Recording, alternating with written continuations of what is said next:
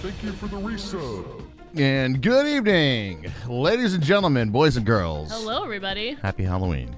Happy Halloween. Gonna ooga with the booga. I don't know what's going on with Texas Beach. I'll be honest. I don't either. All right, guess our costumes. That's number one. Happy Halloween, everybody. Happy Halloween. Happy Halloweener. Halloweeners. Happy Halloweeners. Who's a Halloweener? Which one of you is a Halloweener? Everybody's a Halloweener. Love your hat, Hermie. Yeah, guess our costumes. Go ahead, guess. Go on. Oh, we have a special thing tonight, though. Tonight, guys, we're going to do something a little different. We have done it once. Truth be told, I did way more research on this one than I did the last one. But we are going to be doing a Halloween special Ghostly podcast. Ooh. I hope you guys are ready for this. Ghostly podcast, yeah? Ghostly. And Hermie is someone from the Flintstones. Sure. I'm a general Viking hat person that is trying to fit over my headphones. Nobody will guess mine. I am drummer extraordinaire Chad Smith. You did it. Fucking nailed it. And here's how you know. Raj, you did it. Drumsticks. You can be Tommy Lee if you twirl one. No, I don't have nearly the tattoos for Tommy Lee. And you have way too much clothes on for Pam Anderson, let's be real.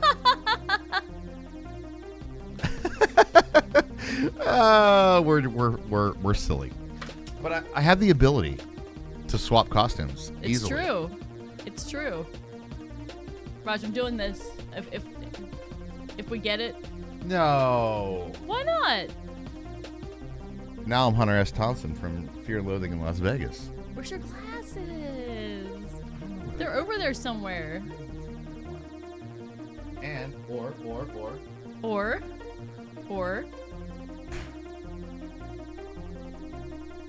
Frank Sinatra? I'll be honest. This one looks a little bit more appropriate for like the stories we're talking about tonight. What, a 1940s fedora? A little bit. But unfortunately, as you may all see, this is quite a nice fedora, actually. It's just like actually a really legit. It's a nice hat, yeah. But it's a bit brimmy, which makes it really bad. The feather does make it, yeah. But makes it really hard to wear headphones. Yeah, that's the only thing, is that all of these make like headphones a challenge. Hats require like headphones while you're doing things, and right? Raj already has a large head. I do have a very significantly sized noggin. You have a large noggin. What if we don't go as intense with the background color? That would be great.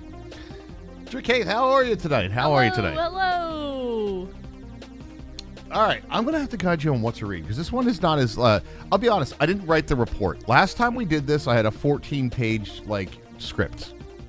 Well, outline. Not really script. We didn't this is live. We don't script live. It's impossible to script live. By the way, thank you very much, Blake J, for the Tier 1 sub. By the way, as Hermie mentioned, we do have a special unlock that is possible tonight. Exactly. And that's part of the reason I didn't go full on right now. If we get 50, that is 50 subs. We've decided on that number. Or the tip bar to 500. One of those two. Okay. We'll do it that way. Hermie is going to do Raj's makeup. I'll do Raj's makeup. And when it's the makeup, it's like whatever she wants to do to my face. I think we already got revenge, right? I mean, a bit. A bit. But that is one of the unlocks tonight, but we do have some ghostly stories as well. You know what I did not do? I didn't get, spooky music. Oh, okay. I should probably do that. That does sound tempting. Oh, does it? Full disclosure, it can't be at 11:58. That's true, because we can do super late. I'm going to say the cutoff for all of this is going to be you say? How long? I think like 10:30. 10:30.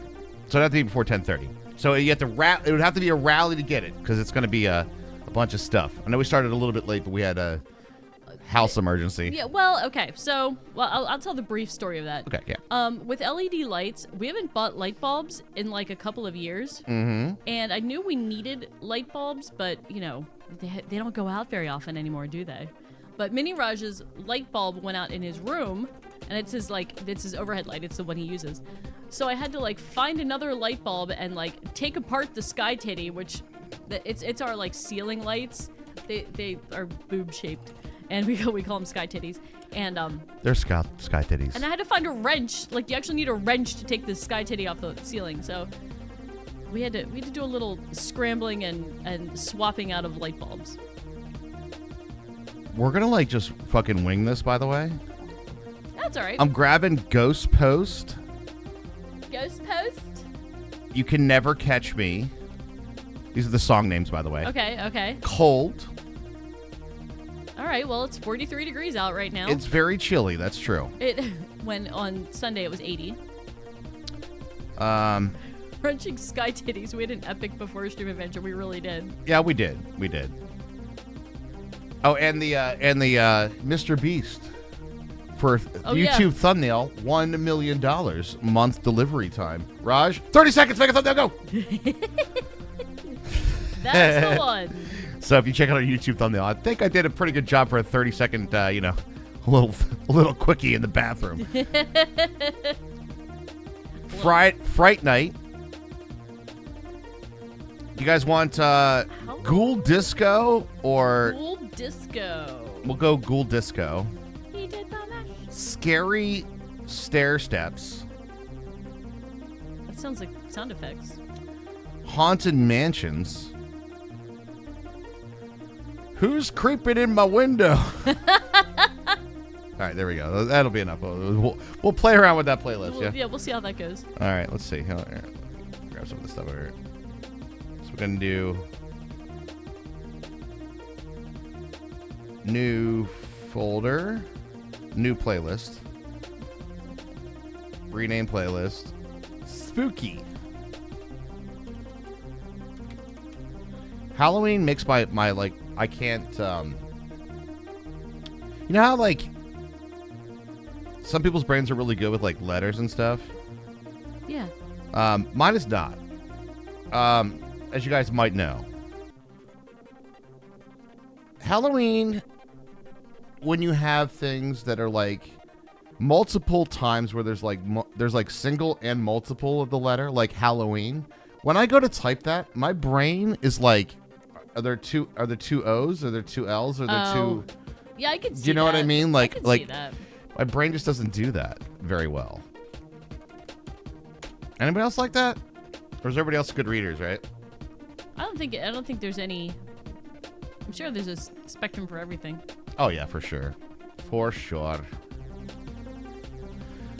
Sky titties are popular because they're cheap as fuck. Exactly. If you're a renter, you know what sky titties are. 100%. If you go on Wayfair, you can buy like 12 of them in one shot. Who's been creeping in my windows? The name of the... All right, here we go, guys. You guys ready for this music playlist? Let's do it.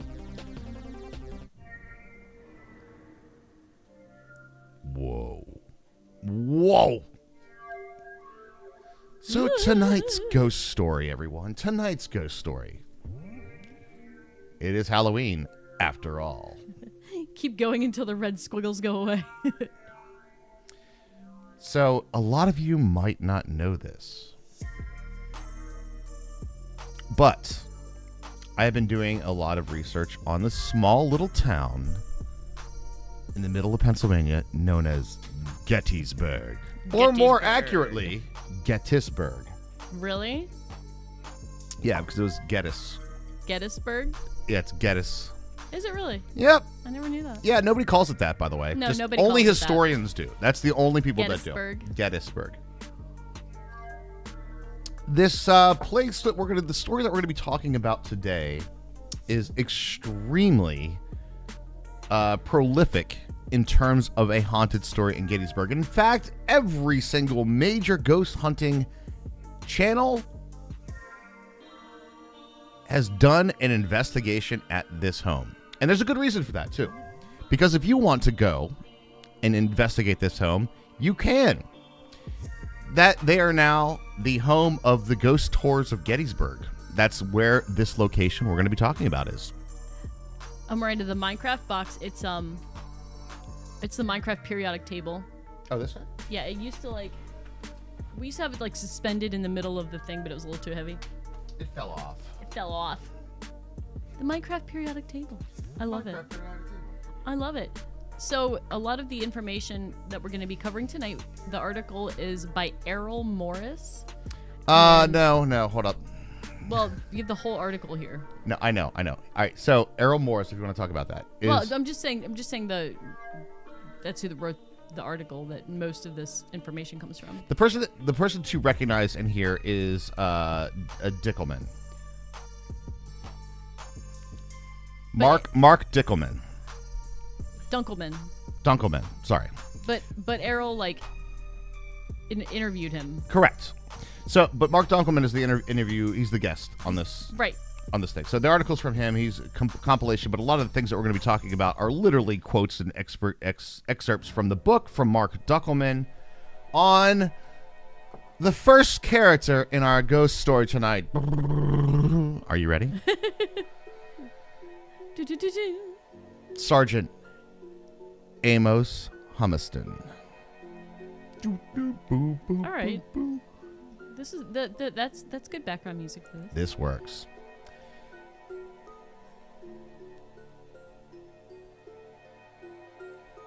Sergeant Amos Humeston was in the 154th New York Regiment at the time of Gettysburg in the Union side of the battle. And if you scroll down to some of his letters, looking specifically here, I will let you... What page? 19.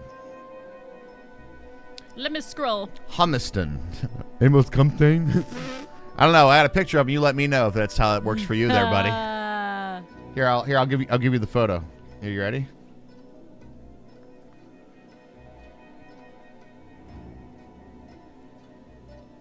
There you go. Not doing it for you, man? Not doing it for you? Okay, where am I okay, am I starting here with Humeston. With May 9th, 1863? May 9th, 1863. A little bit of history set up. Well, okay. I'll read this. And this is from Mr. Humeston? This is from Mr. Humeston. May 9th, 1863. Camp near Stafford. Dear wife, it is with pleasure that I address a few lines to you to let you know that I am in the land of the living after the battle. The last letter that I wrote to you, I was in the hospital, but when Captain Warner came back, I was with company and was in the last battle at Chancellorsville and got away with a whole head, but I got hit in the side with a spent ball that made me think of home. What? It struck on the short ribs just over the heart, but glanced off. If it had not, I should not be writing to you. That's very... Got shot in the chest. No. Not only did he get shot in the chest, but it made him think of home. Made me think of home. Of all those times I got shot in the chest at home. The 154 has gained a name, but at what a loss. Our company has lost 17 in killed, wounded, and missing. So total casualties. Seymour Sykes is killed. He was hit with a piece of shell in the head. Mart Champlain is missing, but all that is missing from our place. That is all that is missing from our place. The regiment lost 227 men. We had a hard fight. I am tired and worn out with hard marching and hard fare. Literally, right? Hardtack. I looked for a letter from you when I got back, but did not. I am in hopes to get one tonight. I got the likeness of the children, and it pleased me more than anything you could have sent me. How I want to see them and their mother is more than I can tell. I hope that we may all live to see each other again if this war does not last too long. The first time that I see you, I will tell you more than I can think of now. Be a good girl, so goodbye. A.H. Amos Humeston. Spent ball. Yeah, exactly. So the important thing to note here is that there's another famous battle on the way to Gettysburg. This is the historical fact. The way we're approaching this, by the way, let me back up and talk about, well, we're not going to just jump into the ghost stories, because let's be honest. Most ghost stories, without doing the history and behind it, the build up to what actually occurs, it's basically like Some say they see shadows dancing between the doorways. Boo. And that's basically the whole story. Boo. Some psychics think their name is Jamie. You know, stuff like that. So I like to do the little bit of the history stuff, but that's, I mean, let's be real. That's a lot of the stories without actually digging into the history. What you're going to get tonight on We All Playcast is the actual history behind this place. Actual history. Actual history. That's what we're doing. And so let's go back to that real quick, and let's look at the part where they talk about he received what he received from his wife that he's treasuring dearly. The likeness of the children. I am such a Getty's nerd. I have a reprint of this. Do you have a likeness of the children? I have the likeness of the children. Is it easy to see? Kind of. Well, I'll do it on the picture as well, but this Okay. is like literally, I mean, it's not bad. You can see the likeness of the children. You can see the likeness of the children. Couldn't pick them out from a lineup, but yeah, my light's a little closer to me. But yes, the likeness of the children, if you want to see a little bit more of a close-up of that photo, I do have it, y'all. There's the likeness of the children.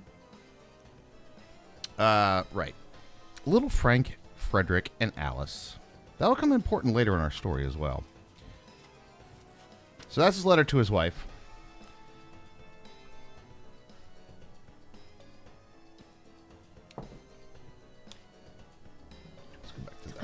I'm still stuck on the. I got shot in the chest. It reminded me of home. Yeah, that's definitely a thing. I'm not sure what that was supposed to mean. So this is one of the other things that happens here. Like, so there's a lot of correspondence between soldiers and wives back home, and we actually get a lot of the historical accounts from these exact things. From letters, sure. From letters. I mean, it's a very big thing.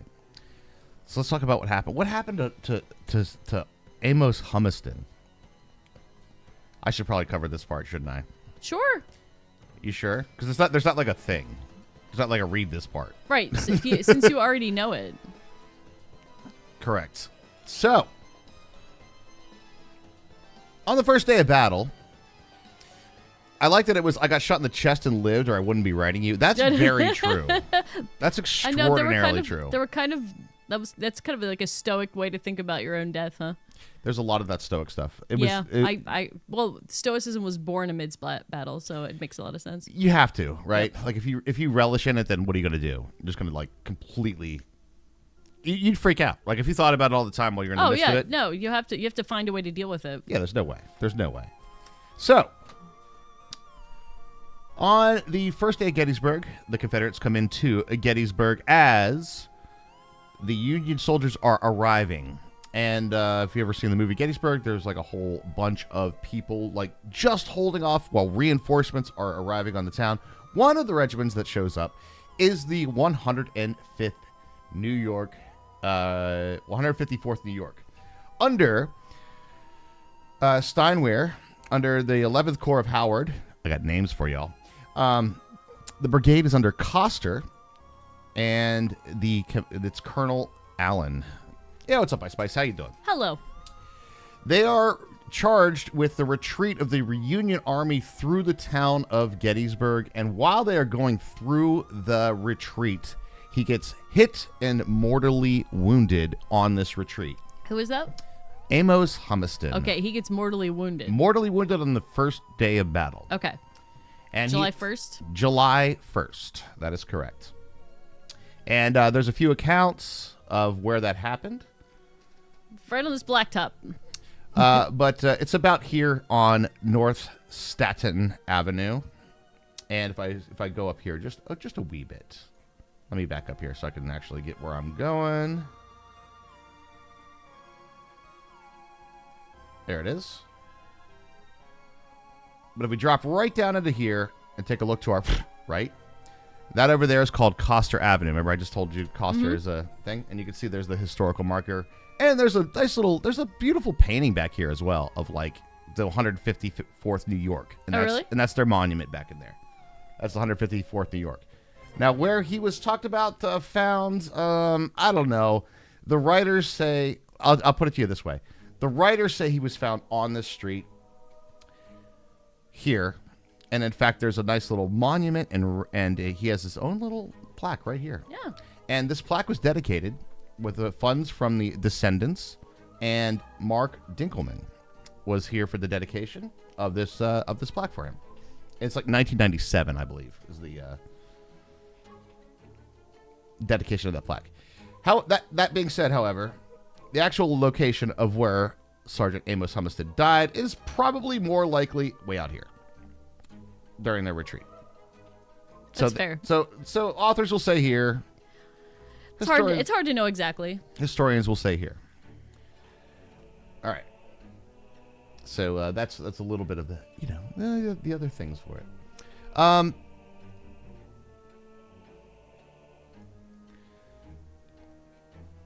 So if you look through that, did you find anything that you wanted to grab out? What? Excerpts from whose father was he? I don't really know in which order that we're telling the story. We're going to tell the story from so now he's died at the battle. Uh-huh. And now what?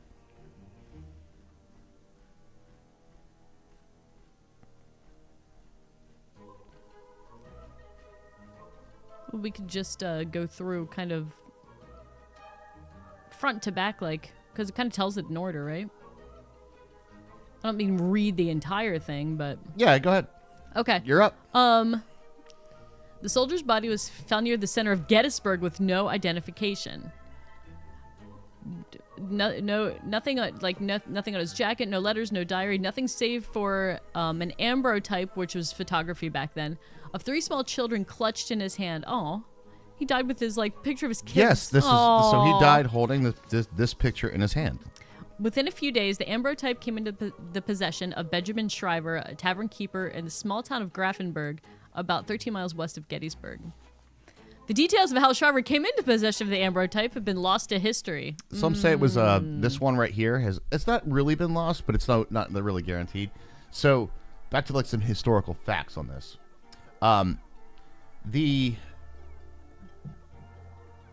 There's a lot of dead soldiers at the end of Gettysburg. So really? What would happen is people would go out and try to help bring the bodies back, and a lot of people in town, right? So there's a lot of, and this was a lot of women in the town of Gettysburg did this, and the story, it's like the most likely thing is there was one of the ladies that worked at this bar, like a barmaid or something, right? Was one of the ones that were working on the body, and she found it. Okay, that's fair. Yeah. 4 men on their way to Gettysburg were forced to stop at Shriver's Tavern when their wagon broke down. They heard the tale of the fallen soldier and saw the photograph of the children. One of them, Dr. J. Francis Bournes, a Philadelphia physician on his way to tend to the wounded from the battlefield, was intrigued. He convinced Shriver to give him the photograph so that he might attempt to locate the dead man's family. Perhaps he was touched by the poignancy of the photograph. 3 children, all under the age of 10, now without a father. As a lifelong bachelor, he might have yearned for a wife or family of his own. On the other hand, perhaps he saw it as an opportunity for financial gain. Money, money, money. Humans be humaning, Humans no matter be what humaning. year. That's right. Dr. Bournes returned to Philadelphia with the ambrotype. He had it copied by several photographers, producing hundreds of inexpensive duplicates in the carte de visite format. I assume that's some sort of photography, maybe like a primitive Xerox machine, or yes. that type. That's what I'm to understand about that too. Yeah. It could be printed in multiple copies, allowing for much quicker mass production of an image than ever before. Okay. Mm-hmm. Because there was no way of printing photographs in a newspaper, interestingly, Bournes knew that he might need dozens, if not hundreds, of carte de visite to put the image of the 3 children before the eyes of someone who knew them.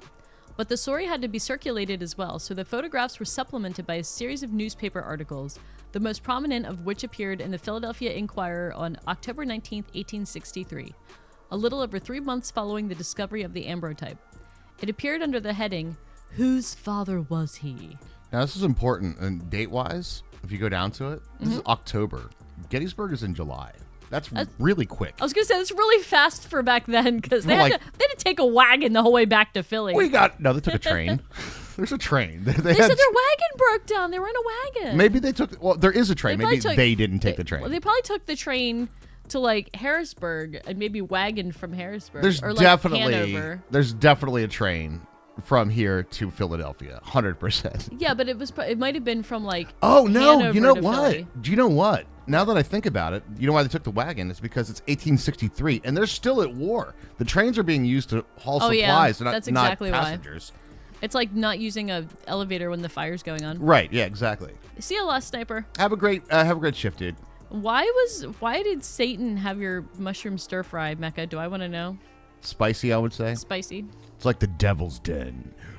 It's Satan's. It's Satan's peppers. Why? Because they're really hot. It's devil's den. Why? Lots of rocks. We can't farm there. It's the devil. These eggs are deviled. Why? Because they have 3 grams of paprika. They use spices. Deviled eggs. What you gonna do? I mean, They used salt. So evil. They make it addictive. it's so tasty. It's the work of the devil. Get them away from me. Devil's food cake. Oh my god, it's so delicious. Horrible, everybody. Oh my god, if I enjoy myself, it's got to be the devil. Hermie has All right. made the cutoff, by the way. We do have 2 offers on the table, little production stuff. If we get 50 subs tonight, Hermie is going to do my makeup. But the cutoff is 10:30. You have 45 minutes, chat. Or if we hit $500 on the tip goal, which is 400 away, by the way, just for the record. It is a very Satan's blood is a pepper. limited time offer. You got to get there in 45 minutes. That's 50 subs in 45 minutes, by the way. 50. 5-0. Anyway, let's continue with our story. Amos Homestead has died. He was found by somebody local in town who took it to a bar that was gone. This prominent businessman, this entrepreneur. The picture of the children. The picture of the children. He died clutching the picture of his children in his hands. And I went to the bar, and then a Dr. Bournes took it to Philadelphia, where he printed it a lot. And there's a big article of whose father was he. Right, and so there's a whole article about this, and it's very dramatic, and it has Go ahead and read the article. I think it's important. Okay. After the Battle of Gettysburg, wait, whose father was he? After the Battle of Gettysburg, a Union soldier was found in a secluded spot on the field where, wounded, he had laid himself down to die. In his hands, tightly clasped, was an amber type containing the portraits of 3 small children. And upon the picture, his eyes, set in death, rested. The last object which the dying father looked was the image of his children, and as he silently gazed upon them, his soul passed away. How touching! How solemn! What pen can describe the emotions of this patriot father? That's one word hyphenated. As he gazed upon these children, so soon to be made orphans, wounded and alone, the din of battle still sounding in his ears, he lies down to die. His last thoughts and prayers are for his family. He has finished his work on earth. His last battle has been fought. He has freely given his life to his country. And now, while his life's blood is ebbing, he clasps in his hands the image of his children and, commending them to the God of the fatherless, rests his last lingering look upon them. Jesus. The melodrama. That Dude, was all one sentence. There is one thing that I will say about reading like historical letters. There are so many poets. Like, oh yeah, well, we text now. yeah, if we got the same thing these days, it'd be like, yo, babe, what's up? Right? This is like, my dearest lady, you know, my dearest, I long for your sweet embrace. WYA, where you at? Where you at? But it is. And like, language evolution. this is not, you know, all right. So granted, they're not they're not like they're not enlisted army people. They didn't join, and they're not soldiers to start. Right. War started, and they're like, I'll come join, and they're like, all right, all the men from the town, you're the 154th, go in. So, but meaning that they're not like this, you know, soldiers sort of like caliber and stuff like that. But at the same time, they wrote very well. That's what I'm saying. Yeah. It's like the writing is like incredibly good. Yeah. Well, they didn't have TV. I mean, that like to think of the good words to say was their entertainment. Either that or stare at the fire. Yeah, or the stars. What Sure. up, spookers? We are. What up there, Shy Guy? How you doing? What up? What up? I mean, where's a funny hat? And there's someone looking right behind you. Ah! Oh God. It's Pickles. He's back there. When, after the battle, the dead were being buried, the soldier was thus found. The ambrotype was taken from his embrace, and since has been sent to the city for recognition. Nothing else was found upon his person by which he might be identified. His grave has been marked, however, so that if by any means this ambrotype will lead to his recognition, he can be disinterred. He'd be disinterred? So we're gonna dig him up? Yep. So if we find out who this guy is, we're gonna fucking dig him up. Yes. Yes. This picture is... They'll return his remains to his family, I assume. Yeah, that was actually very common. That's a very, very Yeah. common thing. Yeah, because soldier graves, would probably... yeah. Well, I mean, if you want to get into the nasty bits of the whole thing. No. Well, yeah, we can, but maybe let me finish reading this letter. Yeah, We please can get do. into the nasty bits. Mhm. I mean, I'm like, it's Halloween. If we're ever gonna get into the nasty bits, now's the time. That was the time, yeah. This picture is now in the possession of Dr. Borens and the address, who can be called upon or addressed in reference to it. The children, 2 boys and a girl, are apparently 9, 7, and 5 years of age, the boys being respectively the oldest and youngest of the 3. The youngest boy is sitting in a high chair at 5, and on each side of him are his brother and sister. The eldest boy's jacket is made from the same material as his sister's dress. These are the most prominent features of the group. It is earnestly desired that all papers in the country will draw attention to the discovery of this picture and its attendant circumstances, so that if possible the family of the dead hero may come into possession of it. Of what inestimable value it will be to these children, proving, as it does, that the last thoughts of their dying father was for them and them only. Pretty. It's a very pretty sentiment. It's But very, yeah. they're trying to get to, they're trying to figure out who this guy is. There's no dog tags. There's nothing like that. This guy's Right. dead, and No. the only thing he's got is the pictures of his kids. And that's a human story. That Yeah, really, it's such a human story. that really tugs at the heartstrings. That and you could see it in all these articles and all the accounts of it. Like, hey, we are the last thought of this father was of his kids, of his family. That sort of thing. And it's corroborated a lot by his letters as well. So that was one that tugged on the heartstrings. This became a huge, huge famous story. In fact, I have a little picture right here up from the Library of Congress. LOC. This became such a famous story, they wrote songs about it. And this is the songbook for The Unknown Soldier. And that's the story. This is the story of The Unknown Soldier. I can't help noticing the last name of the composer, and I wonder if James Horner is related. Major Wilson G. Horner? Yeah, maybe James Horner is related. I mean, he does music too for movies, right? Is he? Is this? He's not. They're not under Horner, are they? He was in the music regiment. I don't know. I don't know. Like, that's what I'm saying. That doesn't make sense. Like, this is Howard, Steinwer, Coster, and Allen is where they're under. I don't know. Not sure. Anyway, go ahead. Continue, my dear. Well, that's the end of the article. That is the end of the article. Okay, so let's move on to the next part of the story then. So, what happens now? This is being circulated around. This picture to try to determine the identity of this man. Right. So I guess it makes its way to New York since Homestead was the 154th New York, correct? Correct. So he was from New York State, and so the story makes its way up there. And then a woman in Portville, New York, was shown a story about the photograph that appeared in the American Presbyterian.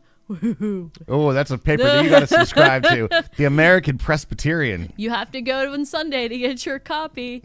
That's where we learn our news in the 1830s or 1860s. Church papers. There were a lot of Horners back then. Still are. Yeah, but I mean, always has been. This is maybe not the time to get into the entirety of how church was a social hub, not only like for religious purposes, but for people just getting together, on Sundays. True. And Zenith, ooh, spooky, scary skeletons. Yeah. Ooh. Ghost stories time. Ghost story time. Spooky, scary, weird Viking hats. I'm wondering if Chant's going to want to see me in makeup or not. I'm not sure. Everybody wants to see you in makeup, Raj. At this point, Anyway. I'm not believing it. I don't believe it. So I'm safe. A woman in Portville, New York, was shown a story about. Oh shit. Oh shit! What did that What? say? What does it say? I don't know. I thought it was bigger now for you. Here's the same money with a tip goal. Okay, guess what, guys? Stick around. I'm gonna honor that. Agar just dropped $250, which is the same amount. Shit, dude. For the 50 subs. I'm gonna say that's going to. We'll go short of a wig. If we finish it up, we'll put a wig on. Maybe that. Yeah. Okay. Okay. So by 10:30. Agar, thank you so much. Really Thank you, appreciate Agar. That was incredible. It's huge, dude. That's huge. So I'll be doing Raj's makeup in a little bit. Oh boy. But not looking forward to that, guys. no, you shouldn't be. Raj just got wrecked. I did. Agar, thank you so much. But if we however much you decide, we can add a wig maybe. Sure, we'll figure it out. Okay. All right. We'll chalk up the get the old makeup out. Anyway, a woman in Portville, New York, was shown a story about the photograph that appeared in the American Presbyterian. She feared the worst, having not heard from her husband since the Battle of Gettysburg. She asked the town postmaster to write to Dr. Bournes on her behalf. I wonder if she couldn't write and request a copy of the ambrotype. It's possible. When she opened the letter from Philadelphia in late November of 1863, Philinda Humiston. That's a name. Philinda. Does anybody know or has known a Philinda? Has Also, anybody known a Philinda? How do you think it's spelled? That's a great question, actually. Oh my gosh. Philinda. Your sister, brother-in-law, niece, and nephew dressed up as Alex, Steve, a yellow axolotl, and a creeper. Nice. You went to your room, threw on a brown shirt, tucked your hands in the sleeves, and went out talking like the villagers. Heck yeah, dude. No, even better, Mecca. Here, I'll type it out in chat. Yeah. Here's how you spell Philinda. This is how you spell Philinda. It's Philinda. like Phil. It's like Phil. Linda. It's like they. Do you think? No, honest question. Do you think that around the house, because you have pet names for people? Yeah, yeah. You think he called her Phil? Yes. You think it was Phil? Or hey, Lynn. Phil. Or Lynn. Yeah, maybe Lynn. Or Lynn. I wonder if her mom and dad's names were Phil and Linda. Phil and I doubt that. I doubt that. Philinda Cracks. Philinda Cracks? That was her maiden name. That was her maiden name. Humiston was an upgrade. Yeah, the most epic old name I know is my great-grandma, Zelfa. That's that is a name. Fantastic. Zelfa. Wow. Yeah, I've never heard that name. Wow. No, I've never heard that before either. That is certainly a name. That is one of the... Man, all the old ladies in my honey, we had my great-grandmother was Genevieve, and I had a great-aunt Helen, Nora, like normal old lady names. I think Helen was there. Helen was definitely... We have some Helens as well. Yeah. Well, I had a Marge. Marge is my grandma. Margaret, yep. Marge. Well, Margaret, yeah. But Marge, yep. Your Nana was an Ethel. Ethel. Ethel's Dorothy, Ruth. Yeah. Those are a lot of common ones for sure. Mm-hmm. No Zelfa. You might win the. I think you win the names for Zelfa. Yeah, that you win. It's a pretty rare one for sure. Well, so where are we at in our story, Hermie? Well, Philinda, we just when she opened the letter from Philadelphia in late November of 1863, Philinda Humiston knew her husband Amos Humiston, the father of her 3 children, Franklin, Alice, and Frederick, was dead. The story of Amos Humiston has been chronicled in a book by Mr. Mark Dunkelman. Okay, yep. So he's providing a lot of the information that we find here. Correct. Who's still alive, by the way, and has Mark Dunkelman. Yeah, and he actually has done some YouTube style videos about this. Oh. And I've actually contacted him. And if you let me put it to you this way, he's really into Amos Humiston. Really? He wrote a whole book about it. Yes, he's really into it. All right, so what the question I have for you, Raj, yes, is how does this story relate to ghost stories in Gettysburg? How does this story relate to the Gettysburg? I'm glad that you asked this question because we have now figured out who the soldier is, but there's another thing that's happening around the Battle of Gettysburg. Well, more importantly, after the Battle of Gettysburg, there's a lot of dead people. Really? Number one, a lot. And I mean a lot. There's a lot of dead people that came from the Battle of Gettysburg? There's one, literally, this isn't even the dead. This is one injured that needs desperate medical attention that could not move for every 12 citizens of the town. Think about that scale. That is insane. That to think is about. insane. So like, I can't picture. Like I can't fathom it. so one of the things, and I will say this is kind of a small little sidebar, but when people, every time that there's a haunting investigation about some town or barn or whatever, or even talking about like the historical of a place in Gettysburg, they're like, at the time of the battle, it was used as a field hospital. Guess what? Did it have a roof? Because it was. Yes, absolutely. Every building. So it seems like if you guys have seen Gone with the Wind, that movie that's like 100 years old by now, almost. Yeah. Oh, is it really? Holy shit. 1939, so not quite. Then there used to be a war in this movie. Did this movie used to have a war in it? But I think that was a part. I mean, there's probably a lot of historical inaccuracies in that. Oh, couple. But well, the story wasn't about the war, to be fair. no, it was not. Yeah. But I think they did show a lot of like that in which like every building with a roof, every enclosed building was a hospital. Oh yeah, 100%. And I think they showed that. You haven't seen Gone with the Wind? I guess it's a lot more common now to not have seen Gone with the Wind. Full disclosure, I have never sat down and watched Gone with the Wind, but I'm pretty sure that I've seen all of Gone with the Wind in parts. I will say, since this is just kind of a sidebar, but the lady who played Scarlett O'Hara is actually British. I would never have guessed it from watching the movie. Her accent was really, really good. She used to act with Sir Patrick Stewart in England. They were in the same acting troupe. Really? Yes. No shit. No shit. That's crazy. Well, you just got to remember one line from him, Mecca. That's all you got to do. Frankly, my dear, I don't give a damn. Frankly, my dear, I love you. Let's get remarried. That's all I got to remember. That's probably the most referenced part of that movie. Yeah, you would say you haven't seen it either, but me not having seen a movie isn't either a Bond movie or a Matrix trilogy frankly isn't that surprising. You made it through the Matrix 2 and 3. Sorry. I did too. And Revolutions, I think I did once. Right. I didn't go back and rewatch it though. No. Like I couldn't quote that. I was. No. Yeah. No. But not the new one, lol. No. Yeah, you know. It's I one of those things. fall asleep. Oh, that you said Bond movie. I fall asleep during every Bourne movie somehow. Bourne movie. I've never stayed awake during a Bourne movie. Yeah, we put on any one of the Bourne movies and Hermie's asleep. Yeah. Like within 3 seconds. Mm-hmm. All right. So you're asking about how does this relate to the ghost story? What's the ghost story that relates to this? Let me get to the port. There is actually an account of why this becomes a very important part of in this article. And that's why I'm asking you. Mm-hmm. Do you know where it is? On which page it is? No. I'm looking for it. Give me a second. You think I wasn't asking a real question? There's the letters. There's him talking about the descendants. I do see in here that Mark Dunkelman talks about how Amos Humiston used to be on a whaling ship. Yes. His book is, and this is actually kind of a good thing. His book is less about like how he died and the story and the ghost story that's going to be following of his death. What he wanted to do was to honor like what he was in life. Which is a good way to do it. I mean, you can only do so much with his death because you die and then you're dead. Yeah, he was on like a whaling ship for a year or two, and he was like a leather worker. I think he made like saddles for horses and stuff before the war.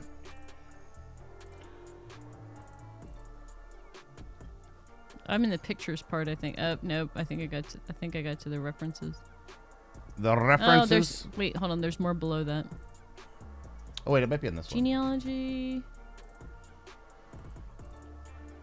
Oh, he has an interview below here with David Humiston Kelly, so that was probably a descendant. Right. Yeah, that's correct. It's one of the descendants. And they were all the descendants. This is like one of those cool things. Like when they're. This is like we're talking about something that happened in 1863, but there's very much like a community involved with it now. Mm-hmm. So like he was able to find the descendants. They were able to like raise the money to make that monument for him, and like all the descendants came down and they were there and they did the dedication. It was like 1990s. So like stuff is still very now kind of stuff. Sure.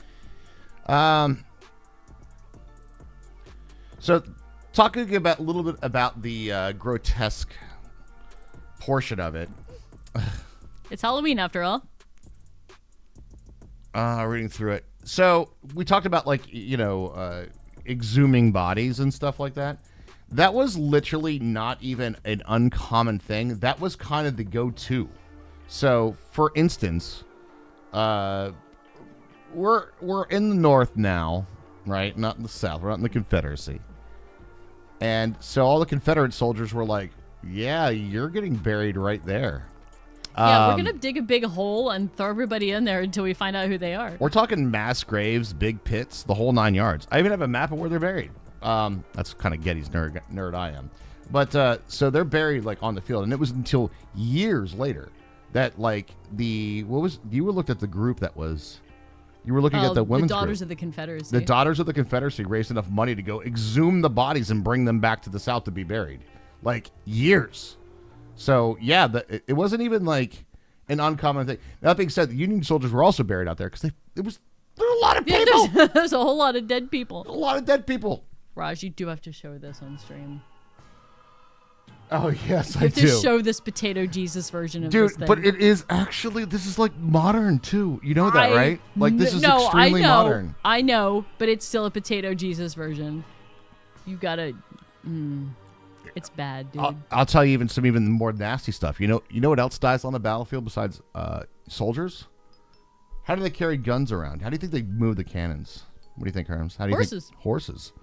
There are thousands of horses. I'm not going to give quotes on that. Hundreds, I'll say hundreds of horses. Hundreds and hundreds of horses. Well, they had cavalry units back then. They did have cavalry units, but they also... Right, and artillery, they, like you said, they carried the cannons? They carried the cannons. So there's a lot of horses on the battlefield. And there's a lot of pictures. So let me find this.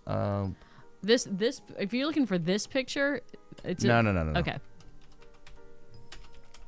Now, here's a crazy... Horses of courses? This is over at the Trossel Farm, actually. Library of Congress on the battlefield, dead horse. Yeah.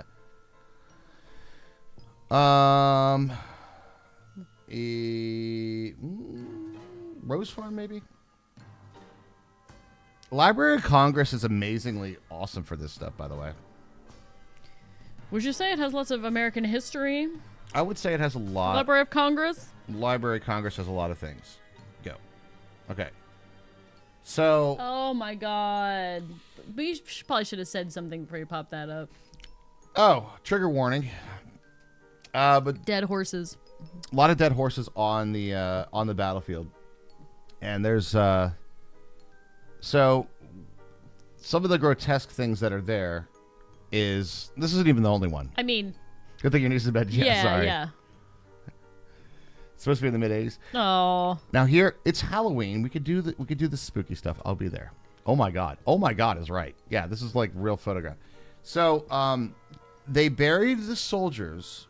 But the horses were starting to become a little rotty. No. So they burned them.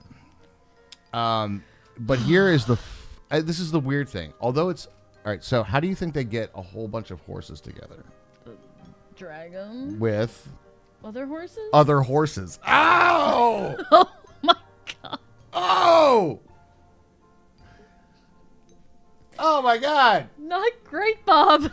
Not great, Bob. I just, I know, it makes sense at the time, right? You can follow the logic, but at the same time, there's something, ludicrous about it, right? But what's really interesting, though, too, if you think about it this way,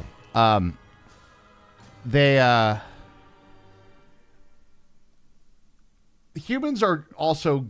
dragging other humans out, right? It's kind of a little bit of an equivalent thing for that. But there was some quote. It was it released a stench so foul. Oh, I cannot even imagine what burning, rotting horses fucking smelled like. Oh God. Oh my God. Yeah, definitely think. Oh God. So, as it relates to the ghost story, to go back to the question on the most roundabout tangent ever. Really? Yeah, exactly. Send me the link for that, by the way. This is on page 70. Oh, it's on page 70? Yeah. Okay, so this is the dedication of the monument. This is kind of a sidebar for it, but... Fun fact, Aero Macro, this is the default because I can't get the software to install properly. I'm glad you like it. What's that? This is the default for your Corsair thing. thing because the software is like not installing properly for me.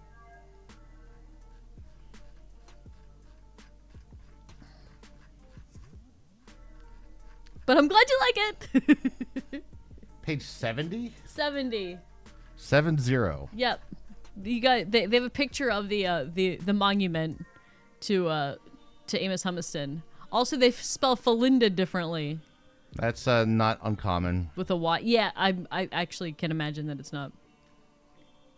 Yeah, I think it's on like the next page or two from that. I'm just a map nerd. I'm looking at this. I know. Early's division comes Let's in. And... let's stay. Let's all right, stay all focused. right, I got it. We haven't gotten to the ghost story yet. All right, spreadsheet nerd, let's go. Nope, keep going. Keep going. There it is. go. There's the plaque. All right, there's the plaque. Tell me that is not we made it. the most potato Jesus ass thing you've ever seen. I'm sorry. It's nice. It's a nice thing. It is a nice thing.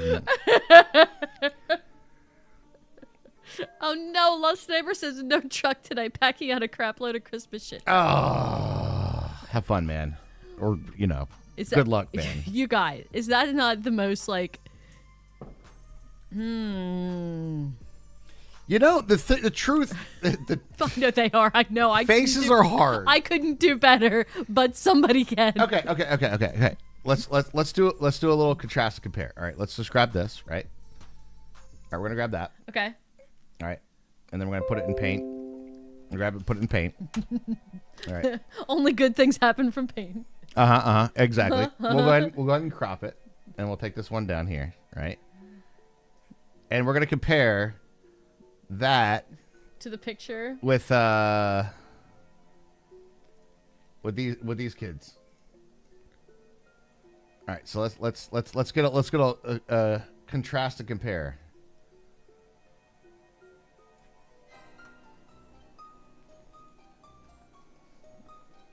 They totally This had kid- somebody draw that. They did not even digitally image it. They had somebody draw that shit.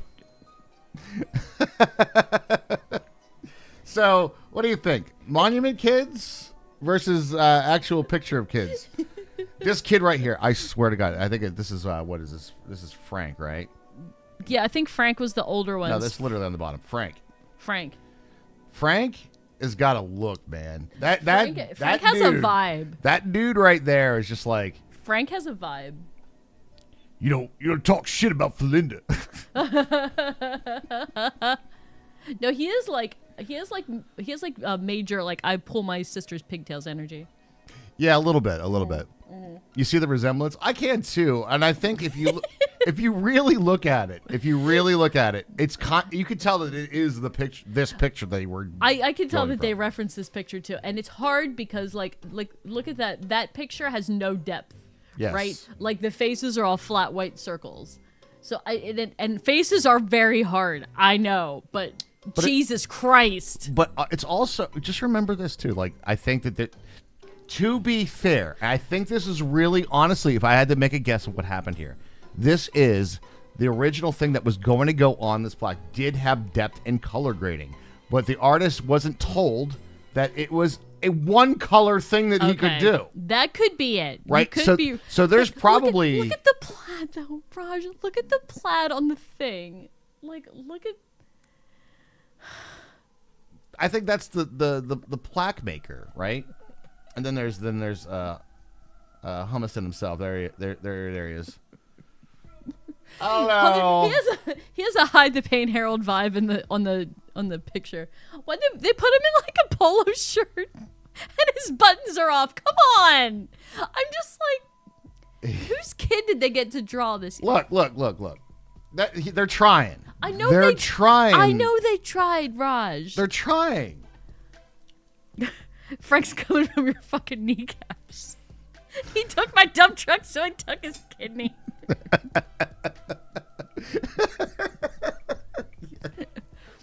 Like the it look like they're wearing chicken wire. But the buttons aren't even straight. Like it's okay.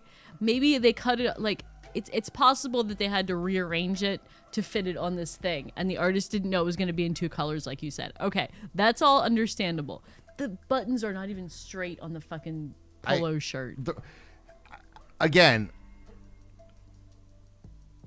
I think there's some liberties made here. Okay, Really? Like liberties made here, and I think there's a lot of miscommunication. Now, truth be told, probably was. do you know how much how much money it takes to erect a monument in Gettysburg? Do you know how much money it takes They to do couldn't that? even get a fucking decent picture. I think they were worried about everything but, right? But at least we have this nice little piece of art to laugh at. It's in the back of a fire hall now. I've been there. I've been to this monument, actually. Good. You didn't notice this before? Oh, I noticed it, but I chose to. I was, you know. You were gonna you're gonna revere the history rather than laugh at it. I was like, you know. All right, look. I want to take a picture of this in real life now. All right, cool. We'll go Let's to Gettysburg. go. I know. I'm gonna. I'll show you exactly where I this can is. take a picture of these potato children. These potato children.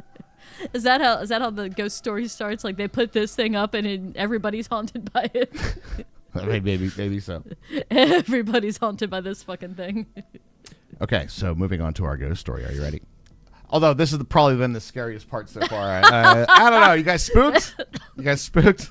I'll see these children when I close my eyes tonight. Frederick's coming for you. Or Frank. Shit. Frank's coming for you. Frank's coming for Frank's you. coming for you, dude. It's a consummate feast. Consummate.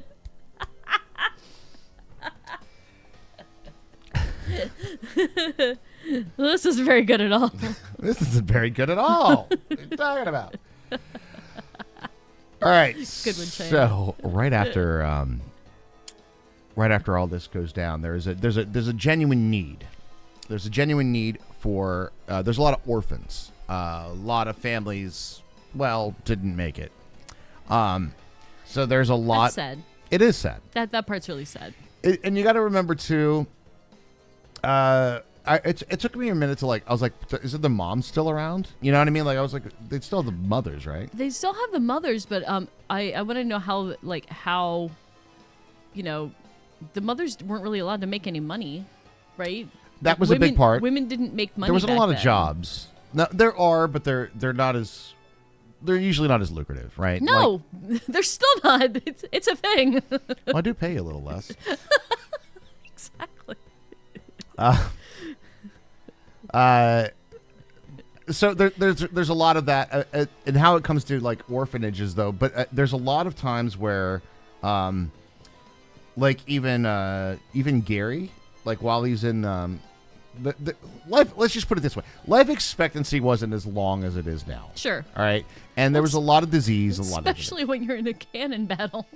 Yeah, life expectancy is very short if you're actually in, fighting for one of the armies that fought at Gettysburg. Yeah, your life expectancy is less than ideal. It decreases when you step on that battlefield. Yeah, when you step into a line of bullets, tends to go down very, very quickly. But there's this is before germ theory as well. You guys got to remember that too. Right. Not before inoculations. This is a gross stream. Gross. But it's Halloween. It's Halloween. We're allowed to talk about this stuff, right? I'm all about not sheltering history though. That's my whole vibe. We should not. We shouldn't shelter history. We shouldn't go for the oh, that doesn't feel good. We shouldn't talk about it. All right. Try to see what else. So, a lot of orphans. So there's a need for an orphanage. And they start looking at different places of where could we go and where could we what could we do to make this orphanage, and they are going to erect one in Gettysburg. And they ask Felinda, hey, would you like to run the thing? And she says yes. So because she's second to a celebrity right now, right? Because this yeah. got so much fame from being circulated, I guess, throughout the Mid-Atlantic region. These are starting in Philly, and it made it the whole way up to the New York Presbyterian. There is newsletter. These are this is like the Kardashians of the time, you know. I really wish you hadn't said that. Well, Good not night, Shy so Guy. much. Have a good night, Shy Guy. In terms of fame level. I know. But in terms of actual human beings, I feel like these are more devout religious folks. Sure. A lot more people were back then. And I feel like they're more. Well, don't you know about Kris Jenner's church? I don't want to know. No, you don't. You don't. It's horrible. It's all No. horrible. I don't know if they have any more parts of this that are about this stuff. So anyway, the orphanage is erected, and the orphanage is erected and You just want to keep saying erected, don't you? erected. Erected. 1866. So this is 3 years after the battle. There's a great need and urgency to establish homes for the vast number of children who had lost fathers fighting for the Union during the war. Some of these little ones had no one to care for them, while others had mothers who, for one reason or another, were unable to provide fully for their well-being. There you go. With this in mind, a group known as the National Association of Philadelphia was founded and chose Gettysburg as the site for the orphanage to provide the needs for those children. During April and May of 1866, the site was chosen and purchased, and the property of Captain John Myers on Baltimore Street at Cemetery Hill consisted of 2 acres, a large brick house, a stable, a well, a garden, and an orchard. That sounds like a nice like piece of land right there. It very much was. The property had been used during the 1863 battle as the headquarters of Major General Oliver Howard. Maybe on the first day. To help care for the orphans and oversee the daily management of the establishment, a strong, dedicated matron would be needed. The choice of this woman was the result of the saddest yet heart-warming stories of the Battle of Gettysburg, which we just told. And then we skip ahead a bit. Philinda Humiston. Philinda. Oh yeah, the Humistons are not useless at all. No. They. What's? Didn't Arnold Schwarzenegger just wrote a book called like Be Useful or something like that? Philinda Humiston was invited to Gettysburg to help supervise the new homestead. She accepted and did a remarkable job overseeing the children whose members grew nearly to more than 60 by 1869. With so many youth to care for, more room was needed, and in 1869, a second building was constructed. A frame structure at the southwest corner of the original brick building. This may have been the best times for the children. Spoiler alert, it was the best time for It was the best time. That might for have the been. children. It is definitely the Do most. we have a picture of what it looked like back then? I do. I need to find it. But before I jump into that, I have a picture of. This is the proposed when they got the funds for it, where they were thinking about making this building. All right, so here you guys go.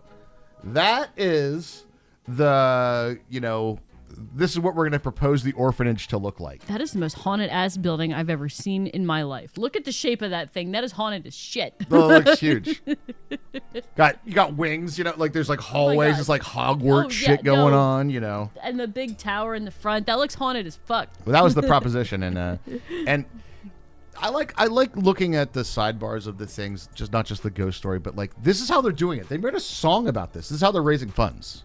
It's like there's a whole song. You can sing the whole song if you like. There's even notation for it. Oh. The cannon's deep roar shakes the earth once more. Quick gird for the fight, dare all for the right. But that thing is, this is the proposed design for the National Homestead Orphanage for soldiers' orphans. It looks like a nice building, and if it had orchards and stuff, so they would have fresh fruit. I would have to assume apples because it's in Adams County, and that's a lot of our orchards are apple orchards around here. Well, you say that, but there's a big famous part of the battlefield known as the peach orchard. Yeah, peaches. Do peaches grow well in Pennsylvania? I feel like they grow better in like warmer climates. I mean, I'm not a farmer, but I would assume so. It's still a peach orchard, so. Maybe it's just called that because it's nice. Peach orchard. Oh, there it is.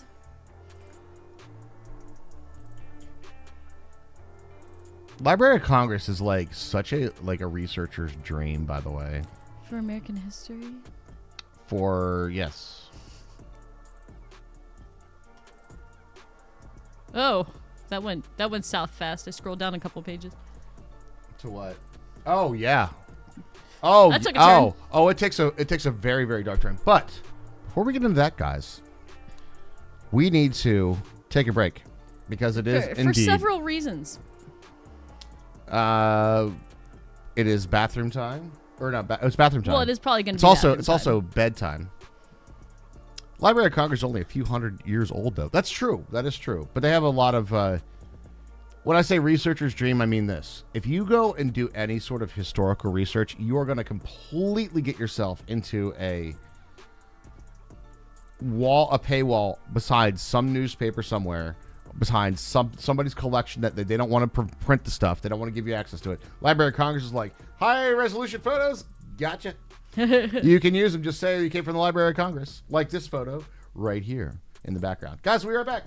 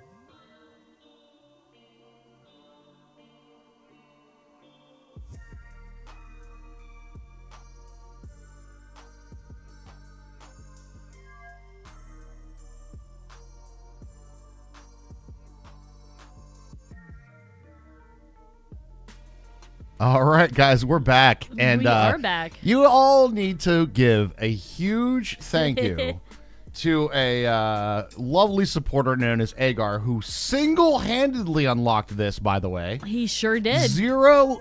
Blake J did sub earlier, so we'll give credits where credit's due. We'd have one sub for all the gold. One person unlocked this for all y'all.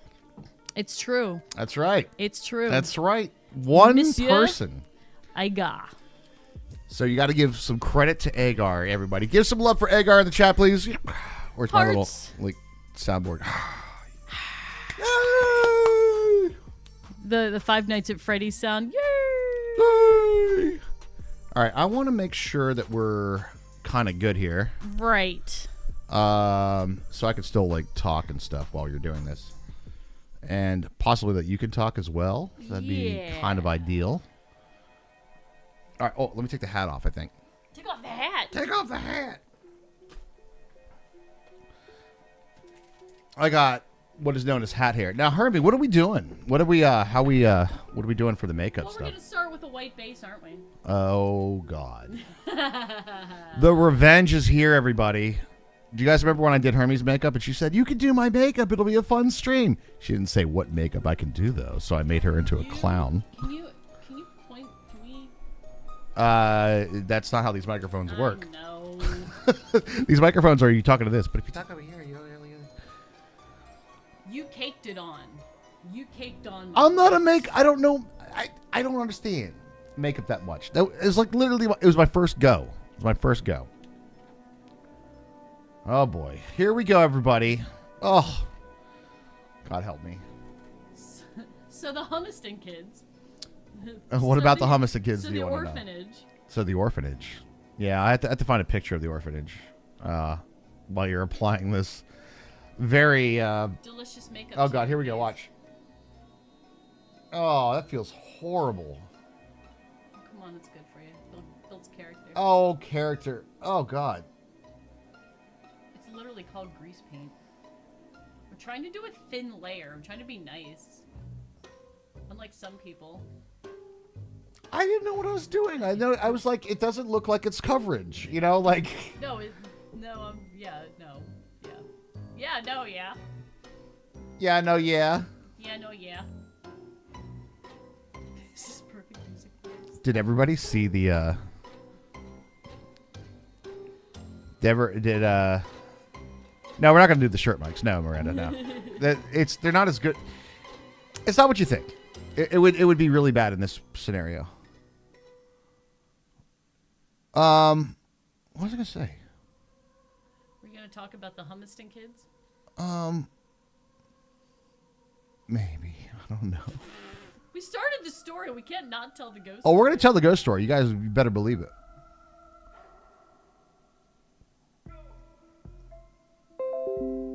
That was mine, chat. Sorry. Oh God. It's beautiful. Oh, it's not be. We're gonna start there. Dun, dun, dun, dun, dun. I'm sure the smell grew better with age. What? That's not that bad. Oh, I was gonna say, guys, did you guys see the YouTube thumbnail? What do you guys think? Who went over to YouTube? Bang YT in chat, guys. We're also streaming live on YouTube. Hi, YouTube guys. Pop something in the chat if you're over on YouTube. Say hello. Love to see you.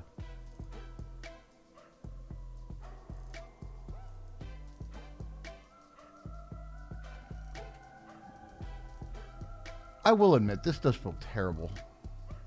Most makeup doesn't feel like this. This is literally grease paint. It feels like I'm putting my face in like some stuff. There you are. Hello.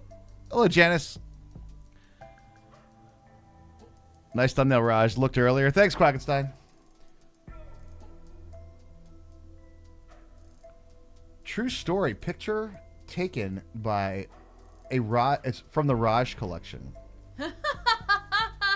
From the Raj collection. Yeah. I actually took that picture on Saturday.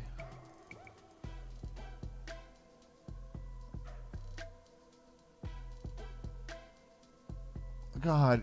You suffered so much for this stream. I have suffered so much. And you guys better be like, yo, you guys, like, Agar right now is like you carried you. You are now being carried to this. You know what I'm saying? All right, shut that eye. What? Shut that eye. What? Oh, how much are we doing around my eye? Yeah. What do you mean? Yeah. Well, it's gonna look really stupid if I don't make the like around your eye white. Oh God. No.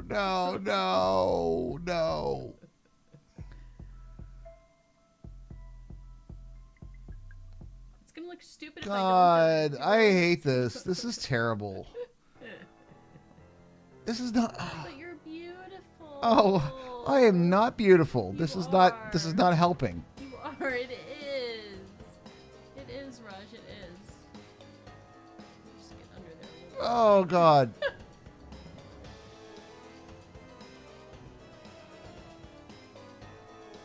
All right.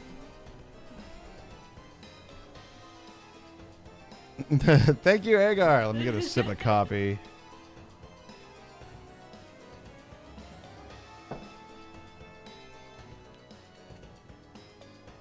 We have to do that side.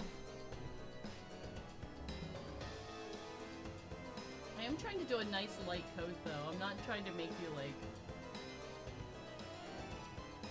opaquely white. I'm trying to make it as white as I can.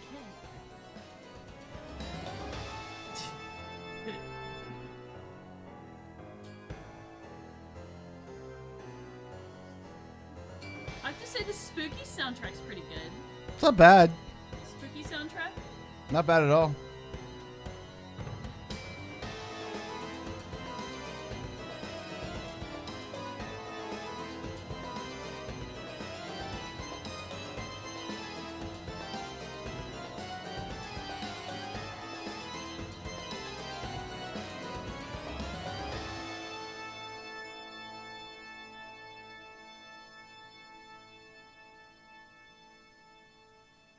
Dude, this is like genuinely not great. Here's what you need to do. Here's how we're gonna play this, right? While you're doing this, you need to ask me like random questions about this story. Can people hear me ask you the questions about the story? If I turn this down a little bit, yeah. Okay. Yeah, they can. Okay, so Raj. Mm-hmm. How long did Felinda Humiston stay as headmistress of the orphanage? I'm gonna have to check the facts, but I'm gonna say for about 3 years. About 3 years.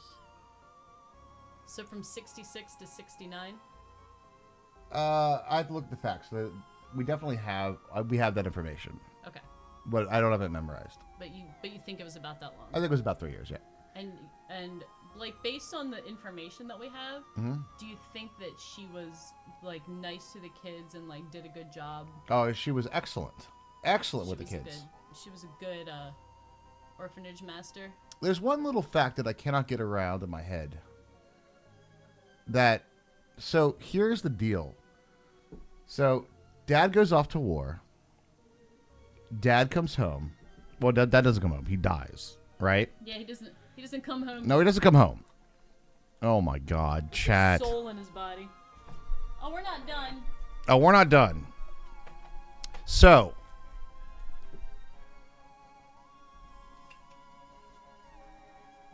you move to town and you're an 8-year-old kid, right? Roughly. Let's just say the average age of these kids is 8 years old. We're gonna take care of all the other kids whose dads died in the war. So there's obviously a little. Oh God.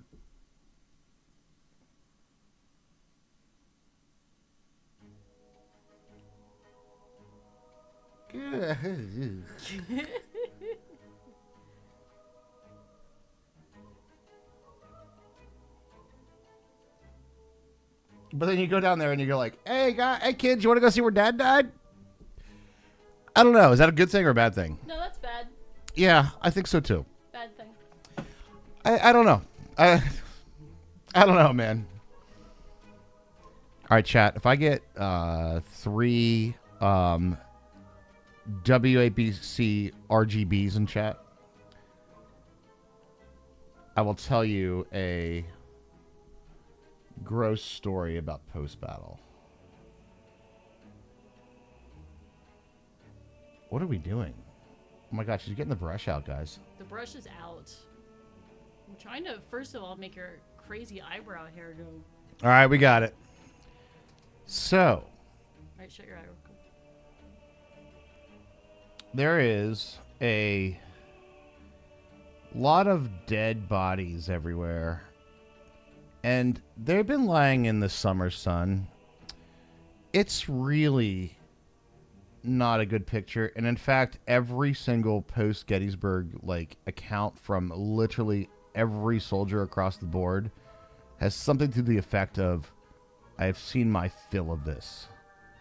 My clothes reek of death. No shit. Of course.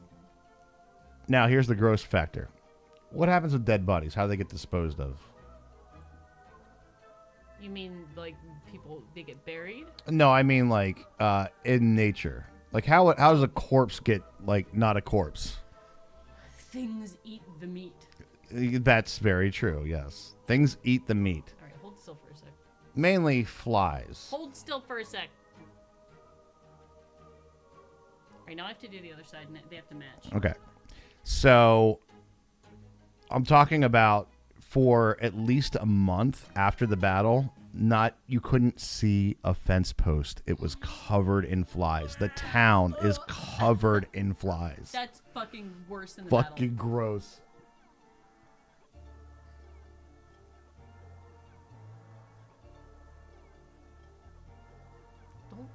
Don't move your face. I'm not moving. I'm not Move moving. your face muscles.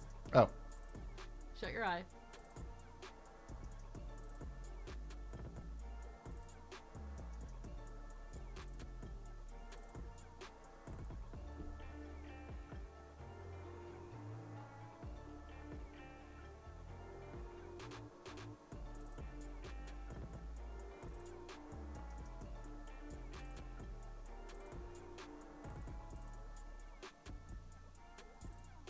Shit.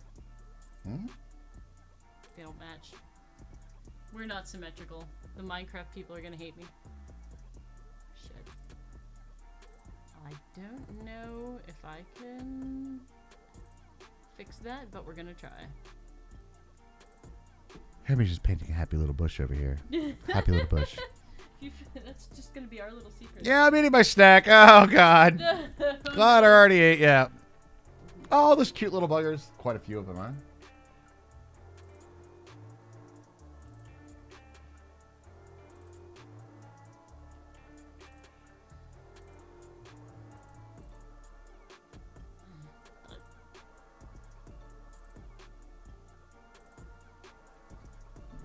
Holy shit. You look awesome. Hold up a second here, though. I have to fix that. Oh, my.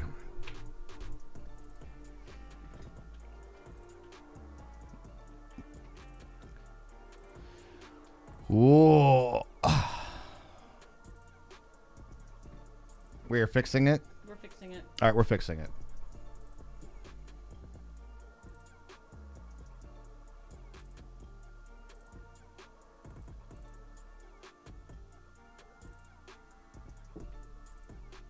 Happy little trees, everybody. Happy little trees. Are we is this where we're at? We're not done. Oh, we're not done. We're not done, everybody. We're not done. And we have more to the story as well. You still have to get to the ghost part. Oh, we didn't even get to the ghost part yet. You didn't even get to the ghost part. I gotta touch up your nose.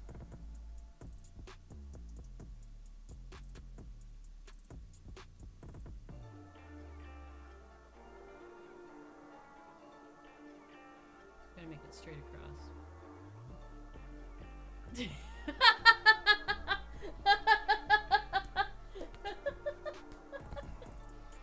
Stop clowning around. What the heck you doing over here? Hey, what the heck you doing? I would like to paint this on your lips, but I don't know if you're gonna like that.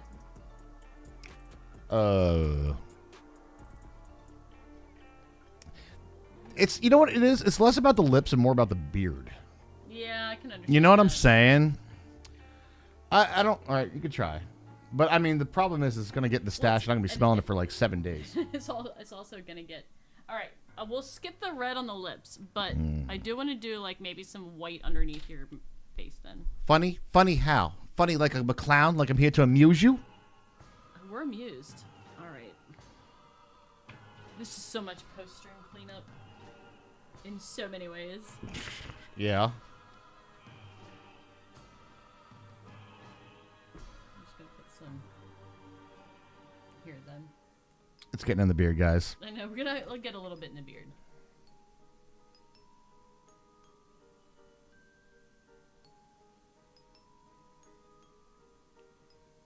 You think being a clown stops here? Alright, now we just gotta do some outlines in black and we'll be good. Oh my God. Are you amused? Y'all gotta thank Agar, by the way. This is all on the back of one person. If you want to help out and be like, I was part of it too. You can be part of it too.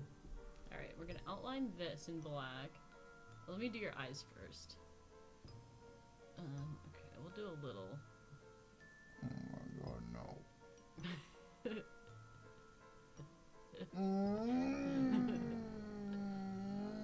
Rars don't like you.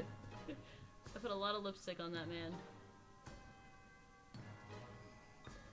Alright. I'm gonna do under your eyes now. I don't like this, chat. No, open. Oh, God, I hate this. Oh, God, I hate that. Oh, no. Oh, fuck me. No, no, no, no. All right, that's enough. That's enough on that one.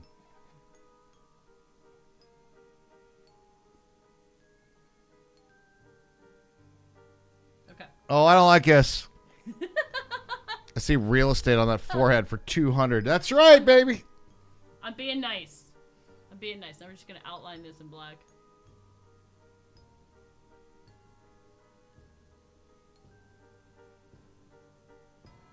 Shit. I'm probably supposed to do layers of powder and shit in here, but I have not done it. It just all smears together. I'm not a professional clown makeup artist.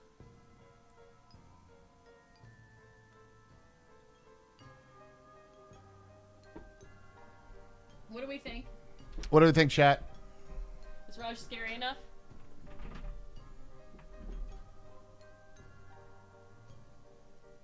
We all float down here. We all float down here. Looking real good. Everyone who went out trick-or-treating, make sure to check their candy for Minecraft lava.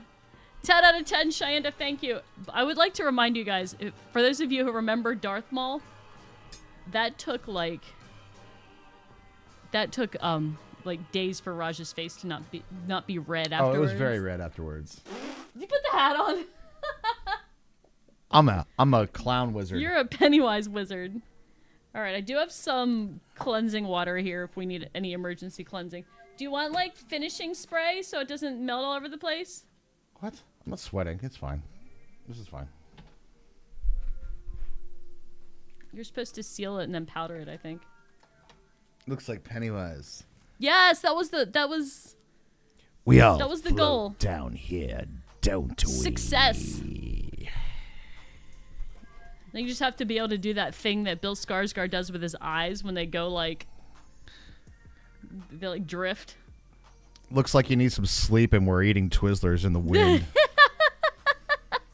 Eating Twizzlers in the wind.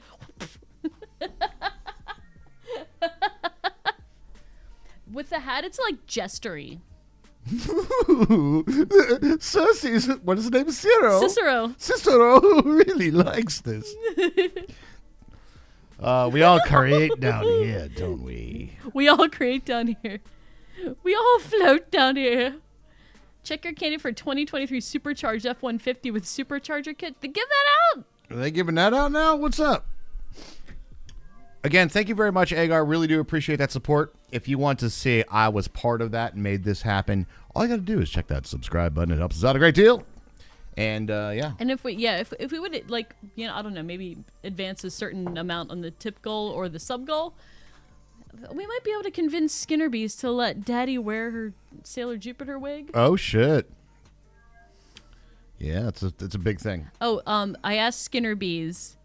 Skinnerbees went to work tonight as Itachi from Naruto. There you go. For those of you who know what that is, I do not, but it looked really cool. She has like this big like robe, and she had like a headband and stuff. You leave for break and come back to Pennywise. That's right. Yeah. You did. Thank you very much, Agar. Appreciate that. Okay, I need to. Don't let me go to bed without cleaning my desk. I have good like idea. random white grease paint over here now. Okay, and it's on me. You know, to answer your question back in there, I was pretty close. Okay. For Felinda remarried, we're going back to our story now, everybody. Back to our story. In case anybody was not here during the initial story time, we're doing a ghost story from the town of Gettysburg, known as the most haunted location on Earth. And it's related to the Battle of Gettysburg from the Civil War. Correct. So, Sergeant Amos Humiston dies. And his potato children. He dies with a picture of his kids. Dies with a picture of his kids in his hand. Right. And the story circulated up and down the eastern seaboard. This picture. With that picture. With the help of a doctor in Philadelphia who submitted a story to the Philadelphia Inquirer and did some sort of photo magic back then and distributed a bunch of the pictures. Correct. And so then his wife, Felinda, comes down to Gettysburg to be the first matron of the National Homestead Orphanage. And that's where we're at in our story. Which was sorely needed after the Civil War because there was a lot of children without parents to care for them. The old titanium white. Oh, yeah, well, definitely. I don't think this is... Well, it might be. Titanium dioxide is used in a pigment for a lot of... Very possible. Makeup and things. Oh, shit, this has talc in it. Was that bad? Talc is mined next to asbestos, almost always. Most talc contains asbestos. You bought this. We are a duo stream, yeah. Since the beginning, for the last 10 years. We were like the first original dual streamers on Twitch. Yeah. We're gonna say we started the trend. We did. My friend. And if you want to see more, check that sub button. All right, anyway. It does have titanium dioxide in it, yeah. I have no idea. I feel it feels honestly, it does not feel as bad as the Darth Maul did. The Darth Maul was a lot. Like I had to layer the Darth Maul. Like yeah. I didn't layer the clown white on you. Like you're not opaque white. Not opaque white. I was opaque white. You are not. I'm not. How many times in my life have I been like applied makeup to anything? You know. I know it's like painting, but the thing is, you put all. But the thing is, it's like, oh no, you lost your hat. I lost my hat. Your costume, your identity. Kind of Viking are you? One with a hat. My identity. What kind of Viking are you? Stealth archer. Stealth archer. No, that's not true. You have to cover most of your face if you're an archer, right? The more coverage you have on your face, the more accuracy goes up. The more coverage, the better. Yeah. Yeah. I used my ethereal crown in Skyrim. Do you have like a tissue over there? No. Because I have one. Like I could feel it. Like, do you have a red booger? Hold on, I'll get you. I'll get tissues. I feel like one little spot. So to answer your question, though, Felinda was invited to Gettysburg to help supervise the new Homestead. She accepted and did a remarkable job overseeing the children, whose members grew to more than 60 by 1869. With so many youth to care for, more room was needed. I already read this part. Everything the homestead appeared to be in good attention. The children were well fed, well clothed, well educated, and in great spirit and health when Felinda remarried on October 26, 1869, to Lieutenant Asa Barnes, and left Gettysburg for a new life in Beckett, Massachusetts. Yes. During the next 5 years, the standards of the establishment remained high. But the dark shadow of decline began to rise on the horizon in 1875 as the townspeople Dun, dun, dun, dun. began to take note of unacceptable changes. The educational decline, the tattered uniforms, a rise in doctors' calls signaled that something has changed to the homestead on the hill. But try as they may, the citizens of Gettysburg were unable to gain entry to inspect the conditions on which the children were forced to live. Oh, okay. So they wouldn't let anybody in to inspect it? Correct. Okay, let me ask a question. Go on. How was this funded? This is an interesting story that you say that. Remember the guy I that... actually don't know that was not a setup question either. Like, I actually don't know the answer. It's actually part of this whole story. So, Okay, well- who's the guy that... let me ask you the question so we get back into our characters here. Okay. Who's the guy that circulated the photo? Dr. What the hell's his name? Dr. Borscht. What is his name? Dr. Borscht. Hold on. Think Simpsons. Dr. Hibbert? No. Not in the doctor version. Like as in I own a nuclear power plant. Burns? But with an O. Boo Earns? Okay, Dr. Boo Earns from Philadelphia. Dr. Burns. Okay. He is Burns. on the board of directors at the National Homestead Orphanage. Okay. So essentially he's gaining income from this. We have a little bit of an entrepreneur here, everybody. Okay, Dr. Mario. I don't think that really answers my question. The question is, How is it funded? How is it funded? Is it funded through taxpayer money? no. Mostly this is funded by generous donations like Agar did to us. Viewers like you? Viewers like you. But it's like the town would fund it. They would do like a portion of so- like church tidings and stuff like that. All right, so it was partially church funded, and maybe like they had bake sales and stuff like that. Now let me back up. Let me rephrase that. No, there is like tax money for this. Okay, so it is It's like a government agency, yeah. Okay, so it is technically public property then. I don't. Maybe. But that's not quite how it works. No, well, it's not how it worked back then. It's how it probably should work. Right? Well, there's a lot of things of how they should work, isn't there? Right, yeah. Let's be for sure. let's be real about that. So yeah, but a lot of the funding, at least for, and again, I don't know how the information of like through the years how it's funded, but I know initially like the funds were actually from a portion of the sales of the photo was how a lot of the funds were initially created for it. Then there was a lot of town donations and individual support to have this be a thing. Because I mean, a lot of people like on its surface, this is like a good service, like No, it is a good service. It is a good service, but as happens when you get a bunch of humans together to do anything. yeah. So we have the board of directors. Francis Bournes? Yep. Oh, look. I happened to scroll to a port that says J. Francis Bournes. Wow, look at me actually remembering names. This is Boo Earns. who the hell am I that Who remembers are you? names? Maybe it's the makeup. Maybe I need to paint your face before we do history. I don't know about all that. So there is an appointee, and I think if I go back to that article that we have here, I think I have this way down here, right? Because is that Pointy. wait? Where did I link you? The whose father was he? You linked me the article by Morris who interviewed Dunkelman. And then that had that other picture in it. Oh yeah, it did. It has pictures in it. Yeah, has a bunch of pictures. Oh yeah, it did. Okay, so let's talk about this. In 1870, Dr. Bournes hired Rosa J. Carmichael, our main antagonist of our story, ladies and gentlemen. Dun. The doctor wrote in his recommendation, as a teacher and disciplinarian, Mrs. Carmichael has few equals, and she is the most assiduous and faithful worker, laboring often beyond her strength in school and out. Real-life Corella DeVille, but she was no comic book villain. She was the real thing.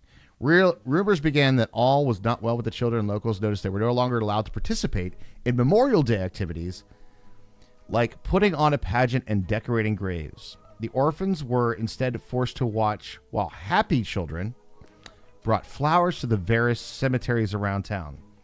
Edward Woodward, a local veteran, wrote, "They are kept like gallery slaves while strangers decorate their fathers' graves." Well, why is everybody a fucking poet? Woodward's poem was preserved in... Well, he's literally a poet. All right, Quackaside, have a good one, dude. See ya, Quack. Poem was preserved in the Gettysburg College Library. A letter from the donor introduced the poem and its author. Cool.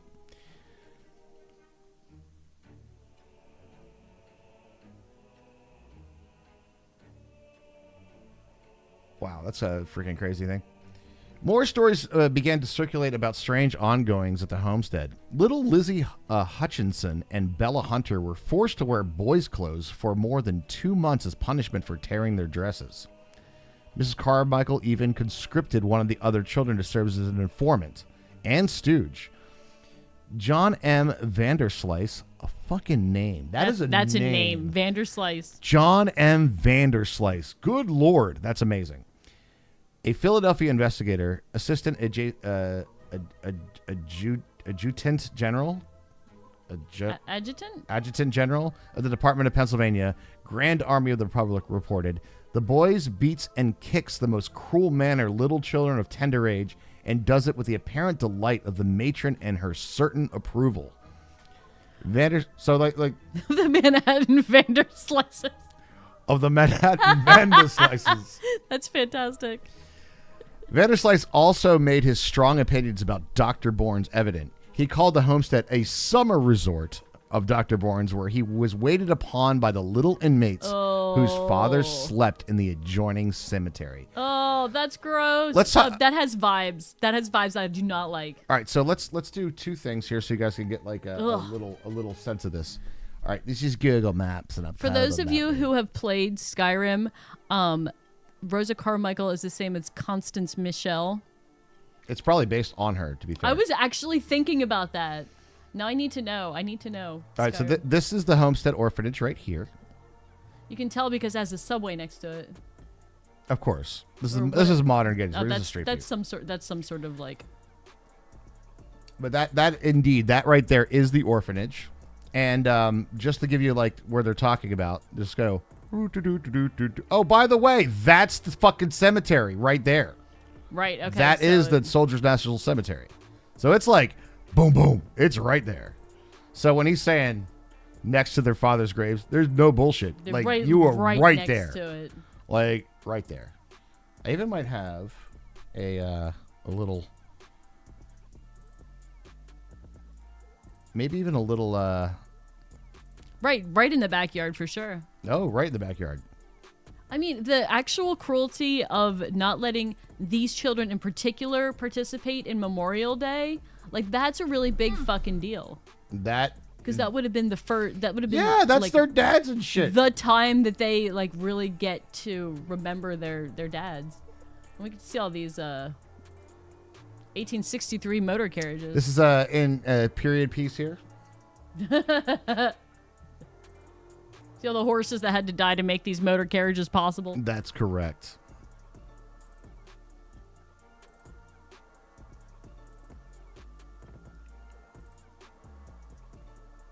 Skip ahead a bit, brother. So if you make the turn and you go, we'll just do it like this. We'll start right there. So we're going south on Baltimore Street right now, and you look directly ahead right here. Where my cursor is gone. Right there to the right is the Homestead Orphanage. Okay, there it is, yeah. You can see it right there, right over there. And this building here was part of it as well, but that's no longer.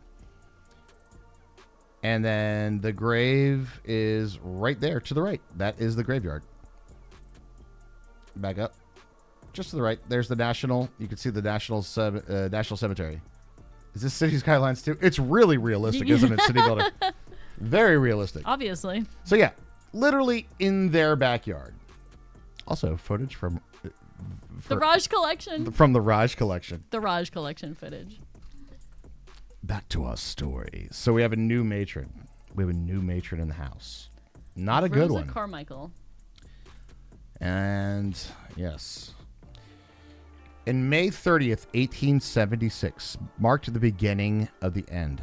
The nightmare conditions at the orphanage were finally exposed in a series of newspaper articles. The orphans had been denied food, clothing, and schooling. Not only have they been beaten, but leg irons and hobbling chains were also used. Trigger warning in 3, 2, 1. Actual artifact. This was in the basement of the orphanage. Not great. Not that is great. Such, like, hearing the story and seeing it just it's ugh. Yes. It is really, really quite bad. It is. It is. So, yeah. So this is like, I mean, you can't, this is one of those stories that, I hope they put that on her. This is, it's. Yeah, I know, right? I'm going to tell you this right now. It's a ghost story for a reason, but if you name like this, I think this is the origin story for a lot of this particular character's cliche. Like, genuinely. Like the evil. Yeah. Yeah. Like the Miss Hannigans, if you will. Yes, exactly. I'll take shit. The place has no goddamn place in an orphanage for 500. Right? Thank you. That's exactly right. There's other accounts. I don't know. This article goes into it that she would make. Basically, there was a barrel, and they would put water in like a wooden barrel, like a wine barrel, and put the kids in it, and like shut the fucking lid, and sit them in there. And then they had a spot, and we'll get to this a little bit later. That has.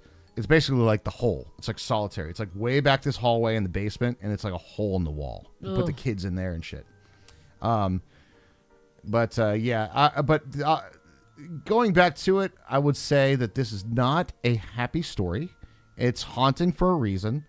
And in terms of Rosa Carmichael's punishment, we'll get to that, I think. I'm just going to find which one it was in here. All right. So, I'm skipping ahead between several research papers. I'm sorry I didn't have time to compile the whole thing. On Memorial Day, 1876, which, by the way, think about this. That's a 100-year anniversary of that's the centennial. Yeah. So 1876, the struggle between Rosa and the town came to a head when the procession of townspeople arrived at the homestead expecting the children to lead into the cemetery and place flowers on the soldiers' graves. Some of them their own fathers. Instead, the orphans were locked inside, humiliated as they watched from their windows as children from the town distributed the flowers. Oh, hell no.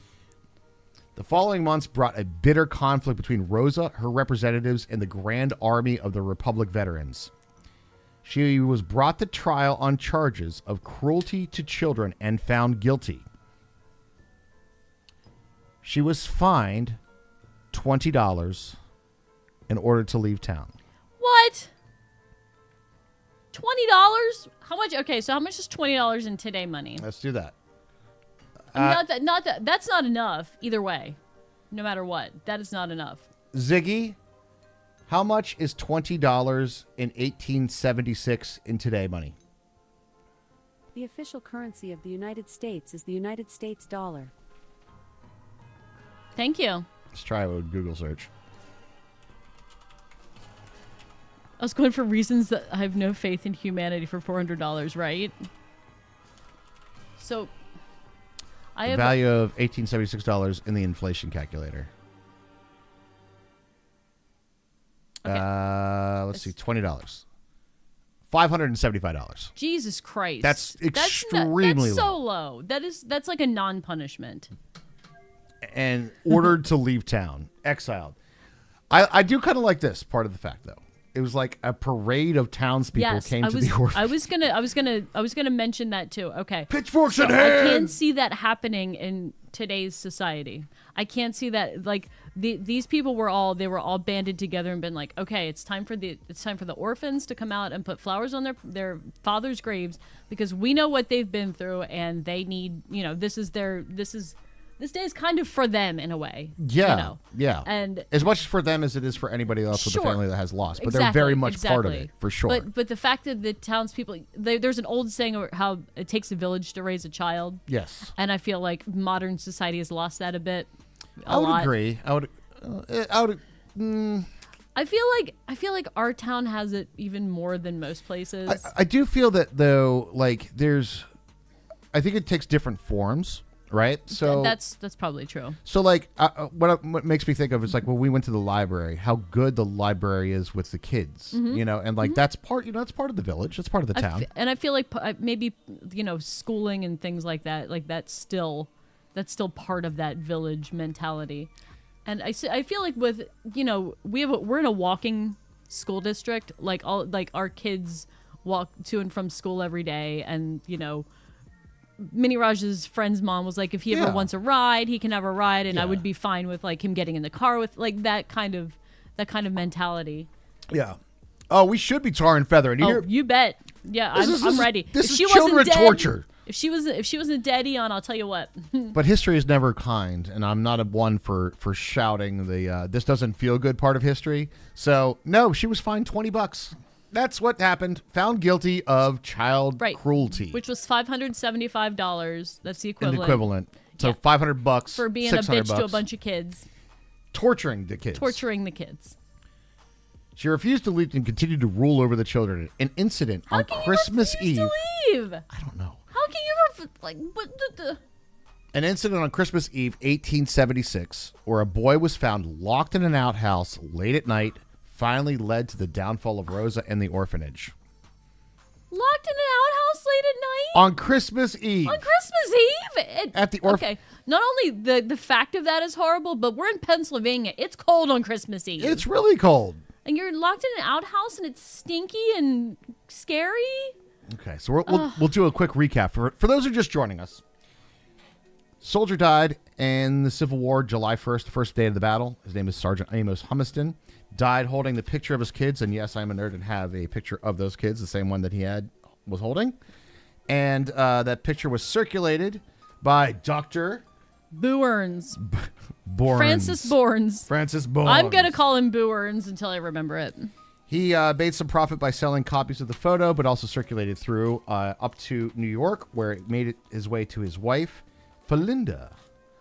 And Felinda came down to Gettysburg to be the first matron of the National Homestead Orphanage. And she ran it beautifully for a long time until she got remarried, moved to Massachusetts. And the new matron is literally one of... This is a real person, by the way. Just so you know, this is no fictional story. It feels cartoonishly evil. It does. But yeah, it's a real story. How old of a kid? Because in 1860, they were like 7. They were basically part of the regular workforce. Not these kids. These kids are they're literally their fathers died at Gettysburg, and they're buried in like basically the backyard. It's right there, right there, and they're the orphans. And so far we have seen that she has chained kids up. She has been doctors had to be called multiple times to the orphanage for medical reasons, obviously. Yeah, broken bones, beatings. She has the older kids beat the younger ones. Yep. She locks them up in chains. She puts them in barrels full of water. Like, all kinds of terrible shit. A dark, non-lit hole for days at a time. Solitary confinement. Yeah, the whole 9 yards. Really, it's pretty much like the worst possible scenario ever. Pretty much, yes. So she was, that incident. A new investigation disclosed evidence indicating that Rosa had locked children in a dark room in the cellar known as the dungeon. She had shackled orphans to the walls of the cellar and placed them in vats of water until their legs became too weak to support them, and they almost drowned. Oh, my God. This is not mentioned in this article, so I did research afterwards. There are 2 children unaccounted for, by the way. Oh, so, literally, they probably got killed. They probably died. They probably died, yeah. And where they are, who the fuck knows? Haunting the orphanage, of course. Right. So right now, leading up to why this is the most haunted place in the world, right? Not my quote. It's like a haunted place inside the most haunted place in the world, right? Right. This is like pocket of pocket. Yeah. Pocket of pocket. Yeah. And all right, so here we go. Moving on. She was finally forced... Oh, wait, hold on. Children were missing and never found. Ugh. No charges of murder were ever presented. She was finally forced out of town. Disappearing from recorded history, never to be heard from again. I did look into this, and I am pretty sure she changed her name. And went to New York to be Miss Hannigan. Maybe. So I think that they're gone, and I think that this was damning enough that you're like, yeah, it was a big enough story that she had to change her name. So yeah, damn you, Rosa. Fuck you, Rosa Carmichael. Pretty much, yeah. Pretty much. So did the orphanage keep going after she left? Let's go. Dissipating from recorded history, never be heard from again. The damage, however, was done. The finances were all but gone. The great experiment was in debt, leaving no option to close the doors forever. The remaining children were either sent to other facilities or taken in by Gettysburg residents. It takes town. So some people just were basically adopted some of the kids. Yeah. You know, that's that part of it. There's a light. There's a good light in the story. Yeah. So there you go. What began as a most charitable, heartfelt endeavor 11 years earlier was over. Due to its ending, the homestead eventually faded away from the history of Gettysburg, and the vast majority of its visitors over the past 150 years passed by the old building, never knowing its historical significance. In 1957, by the way, let's back up there a little bit, because there's like a sidebar story if you read between the lines here. This place has been funded, right? It's getting money, but the kids don't have any food. The kids don't have any clothes. Where'd all the money go? And they're broke. Mm-hmm. We have a guy that founded this orphanage, is on the board of directors, that started this entire story by making a horrific story of a dying father and his family a profitable experience for himself. Mr. Bournes. Mr. Bournes. So who's the real villain here? Is it Rosa Carmichael, who tortured the kid, or is it Bournes that facilitated it and basically sucked all the money out of the orphanage? I'm gonna go with there's two villains here. There's two villains in this That's story. my vote. So here we go. Off to this. All right. In 1957, a TV personality, Cliff Arquette, really? All right, I didn't know that one, purchased the original structure and brought to light the significance of the building. Years later, in a 1993 book, One Soldier's Legacy, written by two local women, Mary Ruth Collins and Cindy A. Stauffer, detailed the story from the death of Sergeant Amos Humeston to its sad demise and up to current times. These two women, along with Mr. Arquette, need to be recognized for their efforts to bring the homestead history from the shadows to the light where good times need to shine. All right. That was an awkward last sentence. It really was. I believe that was Wiki. I'm not sure. I'm pretty sure that was Wiki. All right. Well, so we know why it's probably super freaking haunted. So that is the history of the place, guys. That is the history of the place. And I have a special treat for you guys. We're not just going to be talking on the podcast today. Today is also going to be, wait for it, We All Playcast Reacts. We're going to watch the ghost investigations. We're going to watch the ghost investigations because there have been many, many, many, many ghost investigations of this place. So we're gonna get inside the house. We're gonna take a look at it. What? The square is red. The square is red. Are we dropping frames like crazy? My feed is not good. How about YouTube? YouTube go okay? I have a network error from Twitch. Oh God. Reconnection successful. All right, we're good. Are we good? We're good. Okay. We're back. Okay. So I don't know what part where we dropped out there. Oh no! I know, right? I think we're back. Oh no! I think we're back. Panic basket! Are we good? Should be good. Welcome back. Okay. All right. So we're having a very special thing today. Number one, the reason I look like this, by the way, is on the back of one person. Agar did this. Mr. Agar.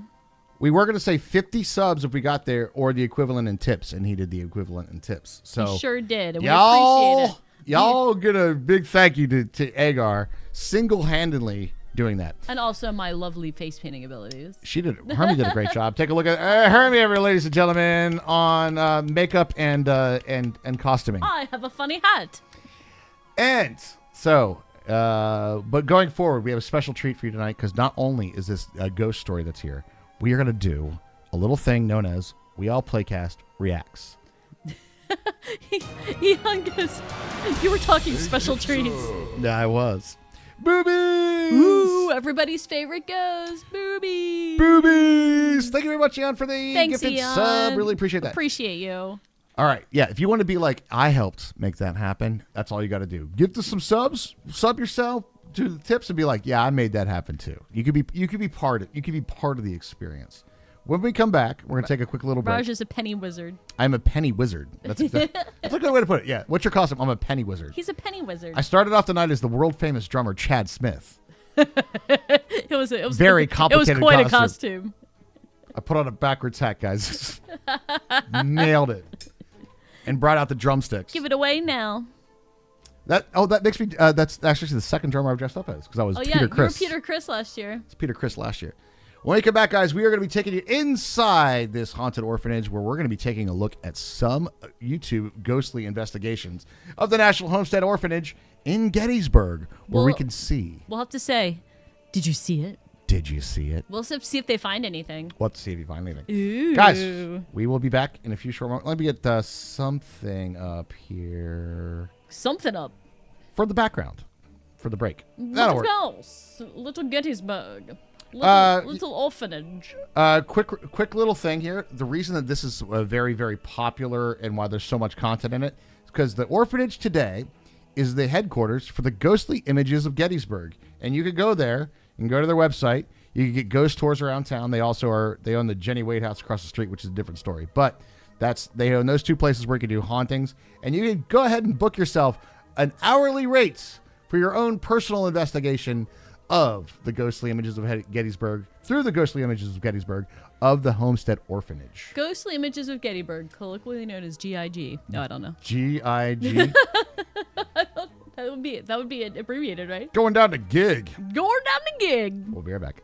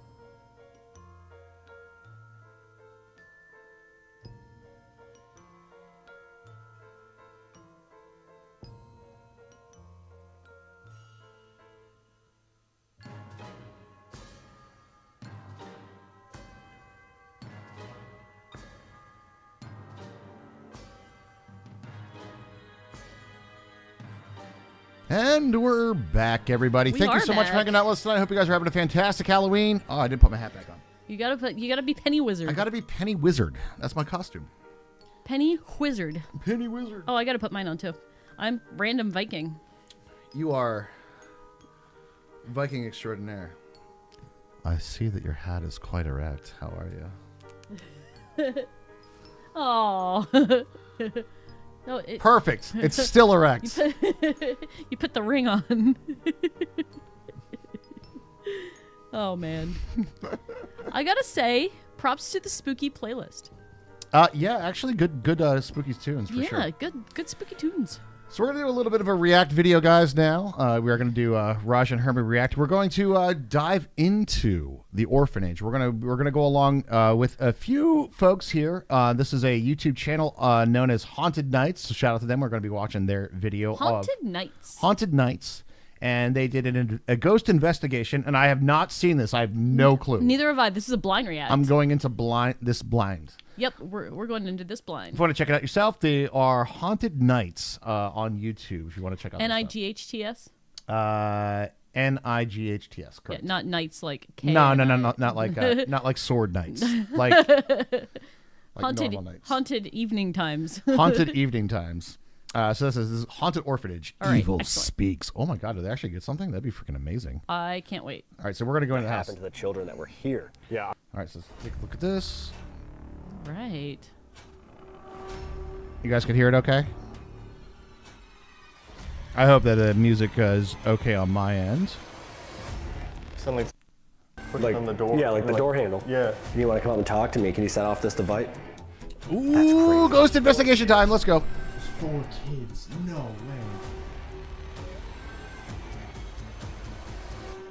All right, here we go. Haunted Orphanage. Haunted Orphanage, everybody. Ooh. Nice little effect. I liked it. Yeah. That's a good intro. All right, guys, welcome back to the channel. Tonight, we're back in Gettysburg, Pennsylvania. If you want to check out any of these guys, there's all their social media stuff. Better known as the Gettysburg Orphanage. Now, this place is right across the street from the Jenny Wade house. You may remember our episode from there. And thanks to our friends over here at Ghostly Images of Gettysburg, There you we've go. been allowed to investigate this spot. And if you want to check it out in real life, come on a tour with them. Links down below. Yeah, I just Yeah, said guys, it. this location is a lot different than the Jenny Wade house, though. That's a really historic home with a very tragic story. This place is a little darker. You obviously have the field hospital aspect, but then you have all the negative things that happen to the Audio children okay, guys? Can you hear it okay? Yeah, I'm excited to see what we get tonight, but I think we just need to head inside and get going. Let's do it.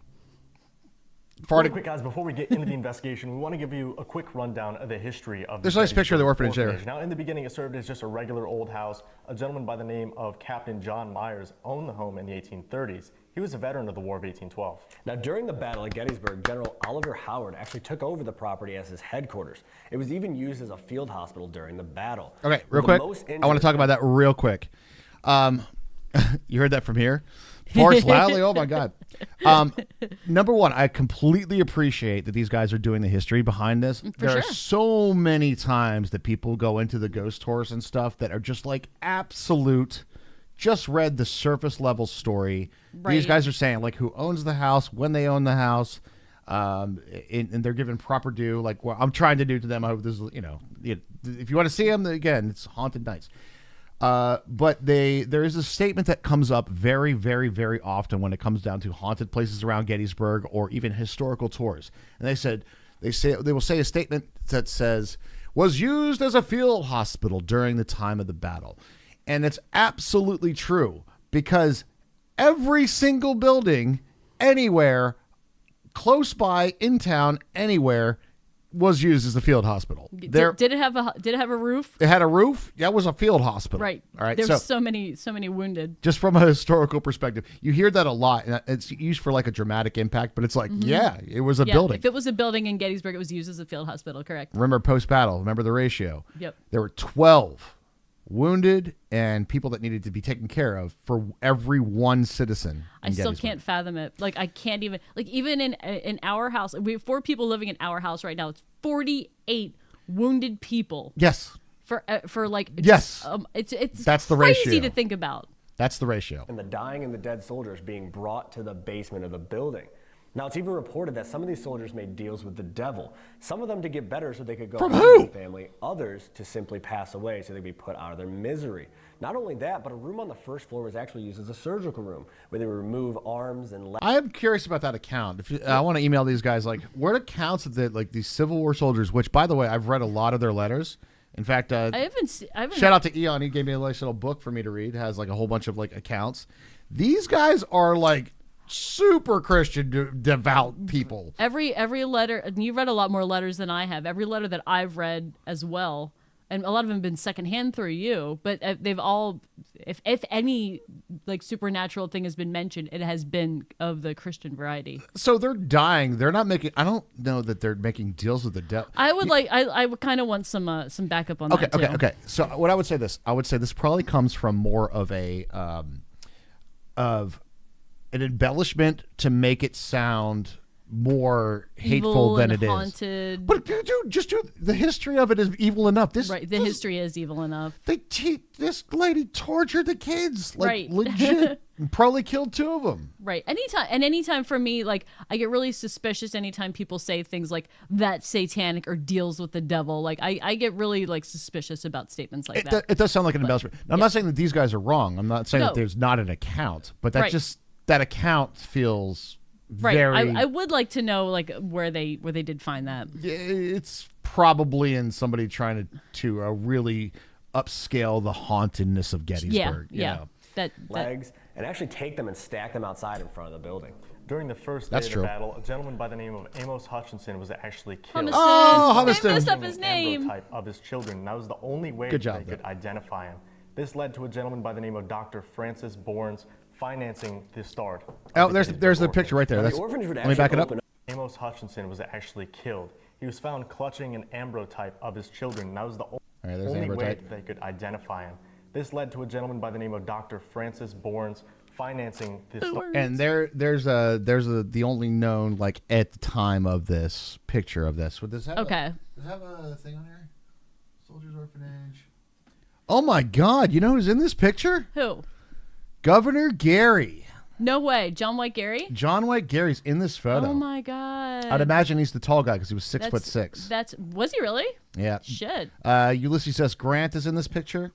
So John White Gary, for those of you who don't know, Raj has been doing an extensive study on Mr. Gary. He was, he actually lived in our town, like a couple streets down, and he was a big. Yeah, it's funny how you start Battle looking person. into any story and how many like strings get attached, you know, like of all these different That's things. a kind of a satisfying thing about history. It really is. Also, General Crawford and Porter, and there's a famous street Crawford and stuff. Porter, I don't know that much about. Start of the Gettysburg Orphanage. Now, the orphanage would actually open up in 1866, and for the first handful of years, everything went perfectly. That would all change in the early 1870s when Rosa Carmichael would take over as head Rosa. As the head matron, she Rosa! was in charge of basically everything. Around this time, the Burn in hell, Rosa. I think we kids can all looked agree to that. emaciated. They looked like they hadn't eaten. They looked like they had been beaten. There's even reports that kids were buried out in the back courtyard because they died under her care. Now, Rosa Carmichael was actually taken to court and fined $20 because there was enough evidence to support these accusations. Now, the townspeople didn't think that she had been punished enough, so Rosa actually just disappeared in the middle of one night. Nobody really knows what happened to her. They don't know if she left town. They don't know if the townspeople took care of her. They actually don't even know if Rosa Carmichael was her real name. I kind of like the fact of like Gettysburg, the town was like. I kind of like that too. That's what happened in my head now. Yeah. Like the townspeople took care of Rosa Carmichael. Yeah, that Carmichael. Yeah, she's. I think she left town. We haven't seen her for a while. She probably ran off. She's probably. She gone. was ordered to leave town, so she probably just did that. She probably did that. yeah, she probably just left. Yeah, that's probably true. Now, with all this history, there's bound to be paranormal activity. There's reports of shadow figures, objects moving, doors opening and slamming. There's even reports of residual activity like the battle is still going on here. Yeah, disembodied voices are rampant throughout this property. People are seeing things outside, on every floor of this building. Anything you can think of has pretty much been experienced here. The basement area in particular is supposed to be a little bit darker, something not so friendly down there. So I think what we do is we grab everything we have, we get in there and we just see who we can make contact with tonight here at the orphanage. Yeah. Yo, props right away. I want to give major props to these guys. They got all the history correct. A couple, I said the name wrong, but They did get Amos Humiston's name wrong. but not. But props to there's so many times that I've seen any sort of like ghost investigation of any type. They just gloss over this stuff. They don't go into the background of it and the actual what happened. Mm-hmm. They just go to it's just the myth story and then stop. That's it. These guys, they did a good job. Props, guys. Very well done. Very well done. Yeah, for sure. Let's go. Let's see what they got. All right, guys, for tonight, we're actually going to start out in what was the dining hall. This building actually extended out a little bit farther than what it does now, but way back there, it used to be the kitchen. It was actually a separate building. So we have a bunch of stuff set up both in this room and the kitchen. We have REM pods, Mel meters. We have the rope light set up in the kitchen area, and we also have the DR60s. We want to do some EVPs in here. See what's going on in the dining hall. This area is super weird. They have a lot of strange activity in here, from the shadow figures, the footsteps, doors opening and closing. They actually said that the kids used to wish that the kitchen would burn down because the food was so bad here. So no. it's going to be an interesting area to start in. We're going to move towards the kitchen. Can I have some more? Can I have some more, sir? Gross. Door right now, so we can kind of get an eye on that area as well. And just jump into it, see if we can get them to interact with any of this stuff, and then do some EVPs as well. Yeah, let's go over this way. I cannot see. No. I can't believe how dark it is in here, actually. That's actually crazy. Gotta be some nasty guys, food. for those who don't know, we film in IR, so this is what we see. It's so no. dark. You can see the red light from some of the equipment. Oh my God. Was it haunted, or did you just On the drop bench. something? Oh, he kicked the thing right. over. So yeah, back here through this door, the dining hall would have gone a little bit farther to like this back area here, and then the back area over there would have been where the kitchen was. So we have some devices set up in these few rooms here. My name's Dylan, this is Steve. We're here to talk to you. We know there may be kids here. There could be soldiers here. We're here to talk to anybody. Anybody who wants to communicate with us. Please come up here into this room and let us know that you're here. You can touch us. You can show yourself. You can make a noise. You can move something. Whatever's easiest for you, go ahead and do that. Did you see it? Well, did you? If you'd like to talk to us, I'm gonna make a couple notes here. I have watched like a bunch of like hauntings and stuff. Number one, I think ghost hunting, if you are like not having that like vibe or something, probably the most boring thing ever. Right? Sit in a dark room, ask questions, and then like Wait for something to happen. wait for something to happen. Yeah, kind of like that. But I'm gonna say like this is. I'm gonna take the second note of appreciation. First of all, and I don't know if this is true for the entirety of this, but I like the fact that they didn't put, well, here you go, that this isn't happening underneath. You feel me? Yep. Like this, like creepy They're not doing the- music, and maybe not that song. The sound when Yeah. they go. Yeah, when like something happens, I appreciate that. It's like, all right, this is what You're hearing what we're hearing. we're here. Yeah, this is what's here. we'd love to have a conversation with you.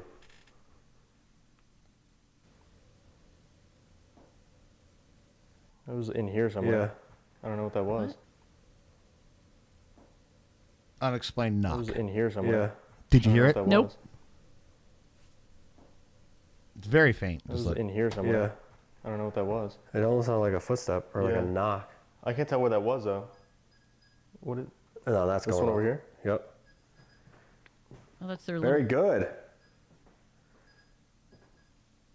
Can you make that light up? We could play a little game. It's interesting though, because we heard that like knock or that footstep, and then that goes off for the first time. Yeah. Was that you? Did we hear you? This is so difficult to like quantitatively talk about, though. It's going ding ding ding ding. Let me ask Hermie, the scientist. What do you think about the scientific readings of what they do for ghost hunting? It's all based on like EMP, right? They do a few things. They have EVP, which is electronic voice phenomenon. So they record things that they didn't hear. They do the EMF, which is electromagnetic field Yeah, detectors. And then they have like I think there's something called the REM pod that they do. But isn't it all based on electronic signals, though? I would say for the most part, yeah. And then they do the well, if you ever play Phasmo, right? Yeah. They have the spirit boxes which scan radio waves very quickly. I think it's really easy to hear things in random radio waves. I would say is that the audio equivalent of seeing faces and stuff?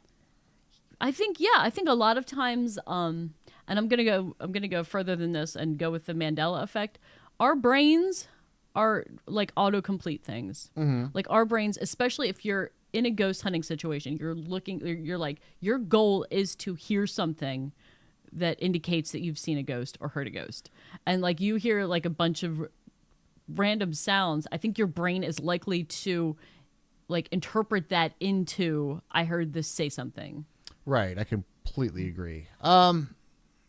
So, and I think that electromagnetic field, like it's really hard to like. So let me counter ask a question to that then too. Given that's the case, then that you're like our brain autocompletes. So somebody's on a ghost hunt and they're looking for this. They are looking for it. So they're bound to find it, right? So you're saying that. So would you say the most compelling evidence for you would be somebody that's not looking for it and catches something? I would say I'd be more likely to suspect that something was actually going on if it was somebody who wasn't looking for it. It just randomly happened to somebody that wasn't looking for it. Correct. If you remember, like I'm going to go across the country now to the Skinwalker Ranch. Okay, yeah. Most of the phenomena that appeared to like the first family who was living at the ranch, they weren't just trying to live their lives. And they're like, this thing is bugging me. I'm fucking tired of it. Like these stupid like orbs keep appearing and all this bullshit. And I just wanted to leave me alone. Like they didn't want any of it, and it kept appearing to them. And I'm more likely to believe that those guys had an experience rather than the people who bought the ranch later with the the intent goal to finding what the hell was up at Skinwalker Ranch. It was a little weird that dude that got like radioactively like. He opened up that thing and got like radiation poisoning. Yeah. There was some shit at Skinwalker. I don't know what it was, but there was some shit. I don't know if that's evidence of aliens or anything, but right, there was something going on. You got some radioactive poisoning from something. Confirmation bias in a way, exactly. Are you a child? Yep. Can you go back up to that device and do whatever you were just doing? Did you hear that? That wasn't you? No. Can you hear it? That's what I thought was behind me. Yeah. Did you hear If you're out in the other room, out near the kitchen, feel free to join us. There's like a tap. Over there? Yeah. There's like a tap. I heard that one. Over there? Yeah. There's like a tap. Over there? Yeah. Like someone sitting down at one of the tables or something. Do you want to talk about Miss Carmichael? We heard she was pretty awful. Oh, What she did to you it's really small. is wrong. Sorry you had to go through that if you were here for that. Do some EVPs. Yeah. See if we can get her to talk. I'm gonna go stand by the door to the kitchen. If I can see. Yeah, I think that's better. That's what we were saying too. Do a Like quiet one first. if we had that invisibility everything you power, say. Yeah. Raj was like, All right, Zach so we have Bacon's these getting devices in our pantsed. hands right here. Thank you. They're not gonna hurt you. They're just gonna allow us to hear you. There we go. That's better. If you come up to us and you talk into these devices as loud thing as you about- can and as clear as you can, we'll be able to hear your voice and whatever you want to tell us. Electromagnetic waves is that Whether you're a there's so much child, electricity a around soldier, everywhere. Or even Mrs. Carmichael. We're willing to listen. What the hell was that? That was on the door. Or even Mrs. Carmichael. We're willing to listen. What the hell was that? That was on the door. Or even Mrs. Carmichael. That's one of those things like that. Like, I live in a house, guys, that, it's not even this old. And No. sometimes, like, the latch is just slightly off and then just... It just clicks in. just Yeah, clicks in. absolutely. That's Mhm. kind of what I heard all there. the time. We're willing to listen. What the hell was that? That was on the door. Sounded like someone just like pushed Like, on the door. yeah, like and, the door handle. Yeah. That was kind of weird. Are you gonna open that door? That'd be crazy. That literally sounded like somebody just tried to open that door right Yeah. there. That was kind of weird, actually. That was weird. Especially because I said even Mrs. Carmichael, right? And then that noise. And that leads towards the basement, which is where some of the worst treatment was supposed to take place. Right. The basement, And no. I'm closest to it. Oh, goody. Bye, Dylan. All right, I'm actually going to set the DR60 on the table. Okay. Oh, there Yep. it is. Closer Everybody to the has experienced it at one time or the other. Yeah. All right, so on the count of 3, come up to us and give us whatever message you have that you want to give us, whether it's your name, your age, anything you want to tell us. We're not going to talk, okay? Whether you want to Ready? play. Yep. 1, 2, 3. Raj.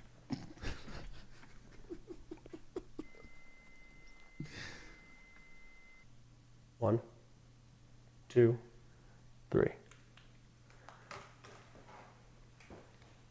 Ready? Yeah. Ever hear of Sure, Updog? the bench again. At one point, it sounded like there was a bunch of like shuffling in the hallway. All right, ready? Yep. Put it back. There it is. Yes. What?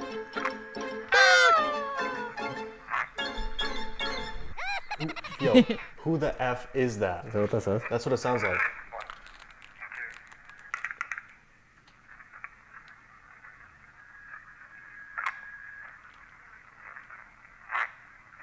It literally says, who the F is Yeah. that? I know. All right.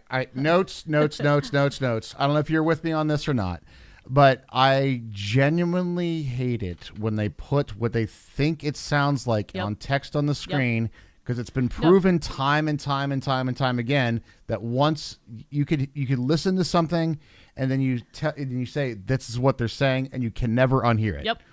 Can never unhear it. That's especially true for me because I'm a very visual person with words. So now that we've seen it and it's now in our brains, we could roll it back again, and that's what we're going to hear over and over and over again. Do you think what frequency? Also, that's like a modern dialect. Do you think people in the 1860s said, "Who the fuck is that"? No, I don't think they used the F word nearly. Well, no, it's funny that you say that. I actually ran into a research about exactly that, and here's the quote. A research, huh? A research. I say things right all the time. There was a modern military person that was visiting the Battle of Gettysburg, right? And they would go through the guide would go through all the quotes of like different, what they describe in the battle and then all the things that go on.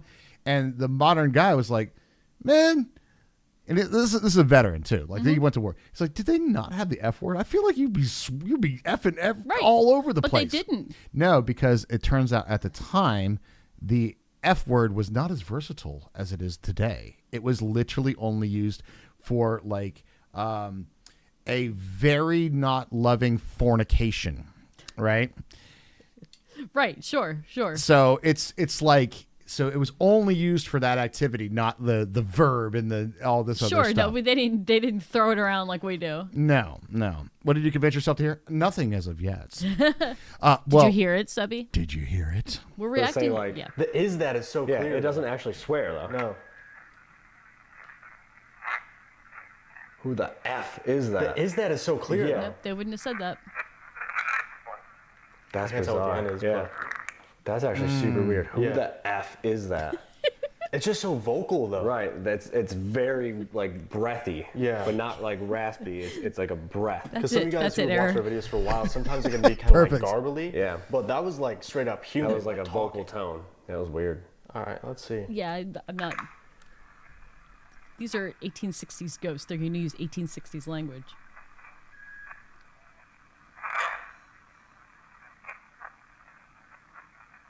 See, I don't hear it now that I'm.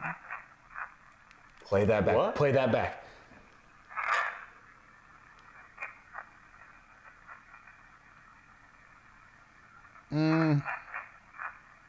There's Play something. that back again. Play that. Hold on. I think I know what it's saying.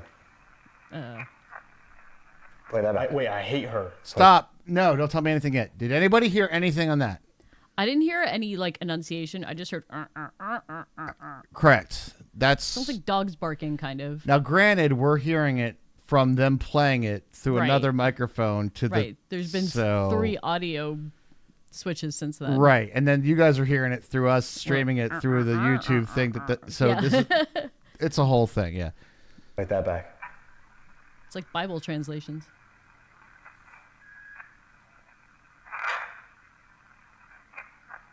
Hate her. Nah, I don't know.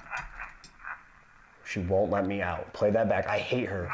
Won't let me out, or she won't let me out. It's Yeah. got chills.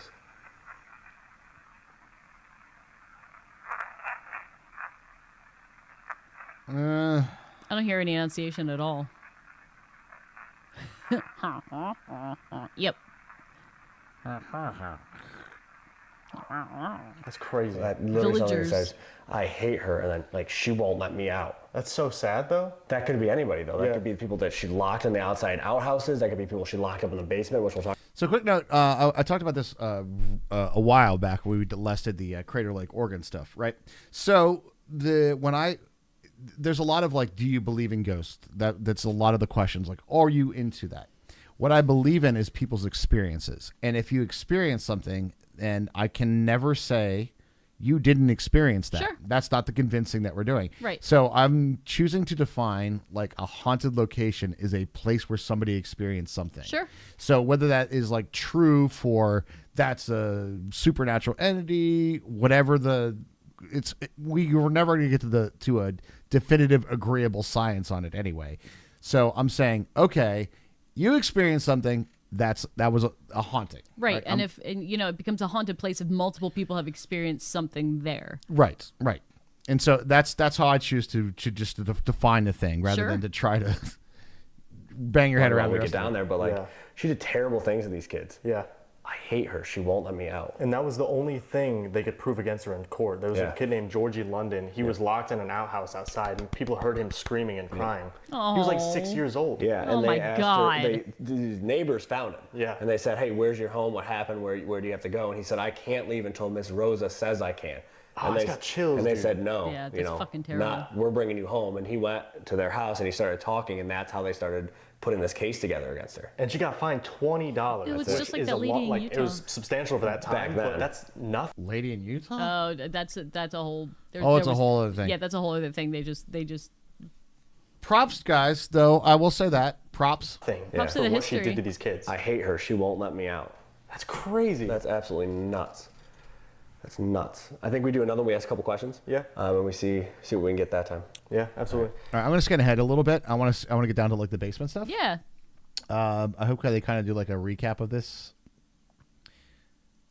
Big thumbs up. Okay. Oh, good. It reminds me, guys. So they have this little plug that they're trying to have you, get so many likes and they'll go do another thing. Guys, if you sub to the channel, we can keep bringing all this content to you. It's absolutely amazing. It helps us out. And you could say that you were part of making my face look like this. Penny Raj, the Penny Wizard. Because as of right now, we have Blake J with 1, we got Eon with 1, and everything else is on the back of Agar for this masterful makeup artist entertainment. Penny Raj, the Penny Wizard. As of right now, I'm going to officially say that this is officially Agar sponsored. All right, that's what Yeah. it is, Yeah. and that's this, by the way. Raj is Pennywise. There you go.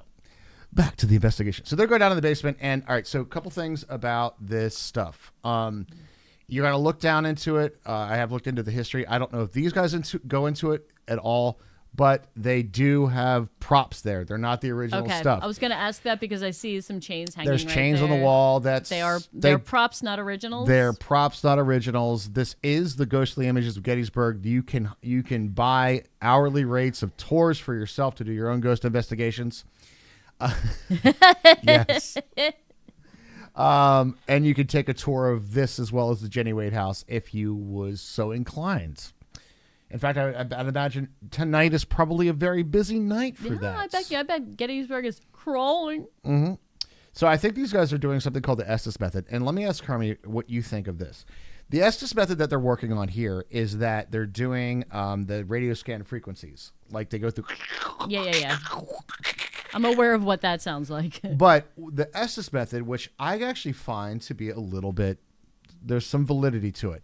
One person has the noise canceling headphones on. listening to that static noise, okay, and is blindfolded. The other person is asking questions and trying to do the interaction. So the person listening for the thing doesn't know what questions They have being no idea what asked. questions are being asked. They're not being led. Correct. So But- they're not being led at all to a conclusion. Okay. So I think that's what they're doing here. Excavated this part back here. An original piece to the building from the early to mid 1800s. So we're gonna do an Estes right here in the middle of it all, see if we can get anything to communicate with us about that. We have the rope light going up the stairs. We have the REM pod over here on the barrel. A couple other things set up throughout the room. We have the music box in the back. So we're gonna do an Estes, see what we can get during that, and if we can, if we have to after, we'll break out the DR60s as well and do some more EVPs. But I'm gonna get started. I'm gonna put these headphones on. I'm gonna go under and just see what we can get down here. Yeah, see what we get. All right. So yeah, we have some cat balls set up right over here. They have some trigger objects down here, some toys, because again, kids were actually chained up down here reportedly, which is insane to think about. And the story goes that Rosa Carmichael actually excavated this part back here.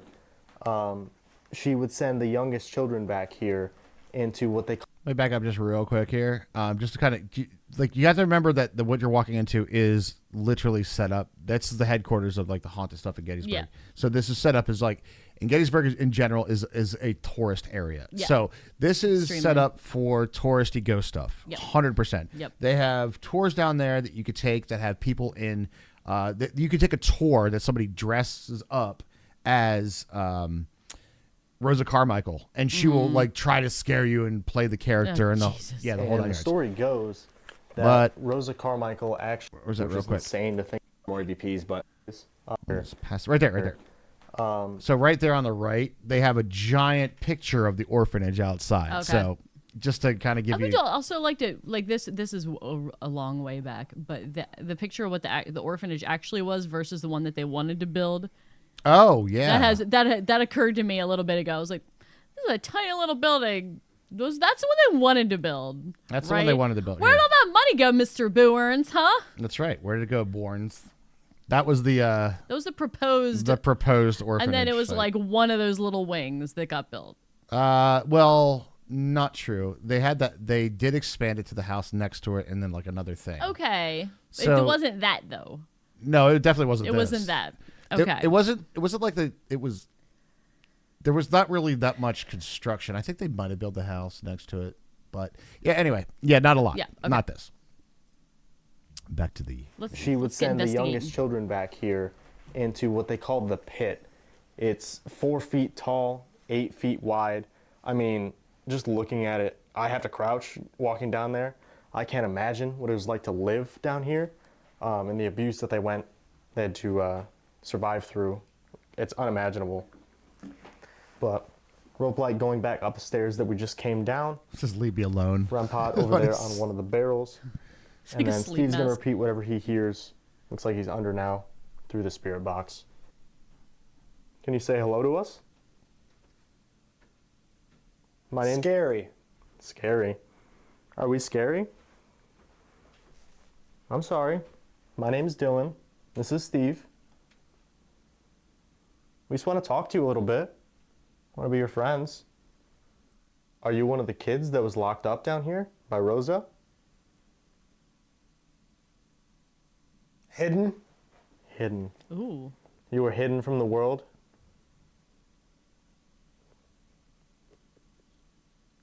I know she didn't really let you go outside anymore. Fire extinguisher's taking me out. Hurry. What do you want me to hurry to? They're still You need- gotta have like safety precautions. It's just right in the shot. Yeah, well, you know, it's. They also have a big picture of the orphanage down there too. But I like this method though. and I gotta give this is again. I really enjoy. These guys are doing a great job. I hate listening to videos that have that stupid ass spirit box going. It's the worst. I'm like, oh my god, how could you even deal with that shit? No, I could not. I couldn't be the help? person. So they're doing I that, try to but get you some help. he's hearing it, Run. not us. Run That was where? a weird voice. What? Run They where? left her. Wait. Is it back? What did they say? Anymore. Hurry. What do you want me to hurry to? Do you need help?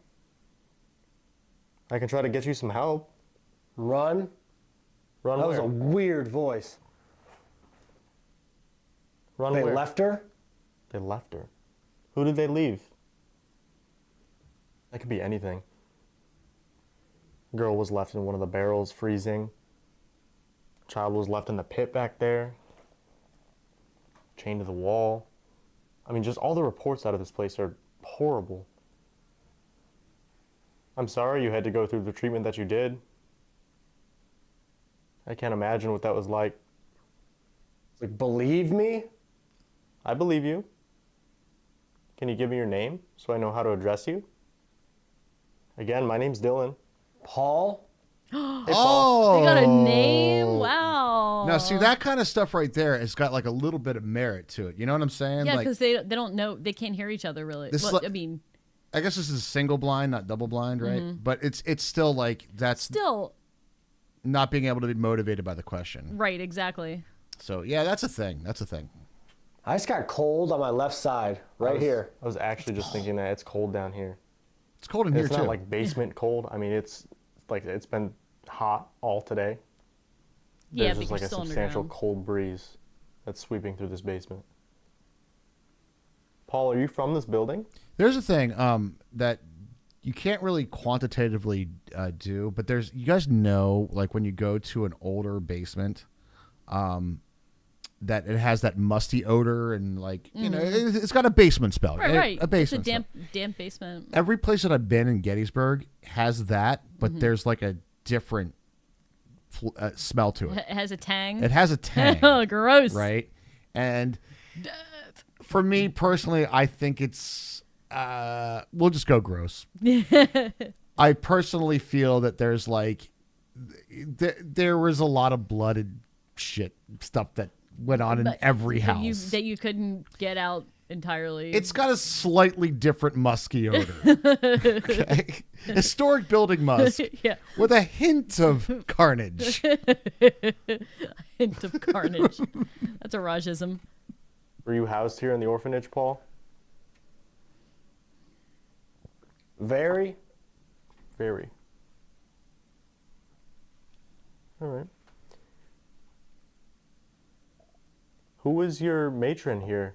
Do you You remember? lying? You lying. Man, Did we get you the history lying. wrong? Are they telling the wrong story? Mrs. Hutchison, the wife of the gentleman that was That killed. was a female voice, but it was like super quiet. I couldn't make out what it said, but it said a couple words. It was weird. It's the Hummiston, wife by the way. of Homestead. Amos, who was actually killed. She was a matron here for a long Belinda. time as her kids were here. Belinda And Hummiston. Rosa Belinda. Carmichael was another matron that was here. The orphanage was only open for 11 years. We also have all this equipment set up. Oh, yo, that rope light just went off. These two right here. Old? Old? What do you mean old? Can you explain? First thing I thought of was like, I'm old. I don't understand what that is. You know what I mean? Can you set these off again? These two lights right here? That was really cool. If you want, we can play a game with some of these lights. We have a ton set up. They shouldn't hurt you. We're not here to hurt you. I don't know if you heard us upstairs, but Smoking we a just pipe. want to learn more Smoke, about you and your life here. smoke smell is definitely a different were musky treated. odor, yeah. Historic buildings have a certain musk, yeah. What do you mean proof? How can I prove it to you? Go into a couple You want me to buildings in a touch one of the town devices that lights up with to show you that it a won't hurt? near a paper mill. Oh, true. Yeah, that is it. don't know how much Those true have this a was, musk. Yeah, that would be like so like the way that town has it's like really old cooked broccoli. Yeah, it's really, really overcooked broccoli is what a paper mill smells like. That and there's like there's an odor to all those buildings that are Yes. there. Gettysburg is the same way, but it's got its a own it's a different vibe, funk. Yeah. You noticed that too when you went to Gettysburg? Yeah, Did you really? It is. It's a thing. It's got its own like You notice the special funk. yeah. There's a special funk to it. Getty's funk. Ew. Oh, that place smells awful. Oh yeah. All you have to It's do is actually wave not your hand too in far front of from it. Gettysburg. Touch it, try to pick it up. What they do is light up. Some of them Another quiet female voice. It's like almost like the static like goes above it. I don't know how to explain it. It's weird. But it's too quiet for me to hear what it's saying. I was up above it. Is Paul still here?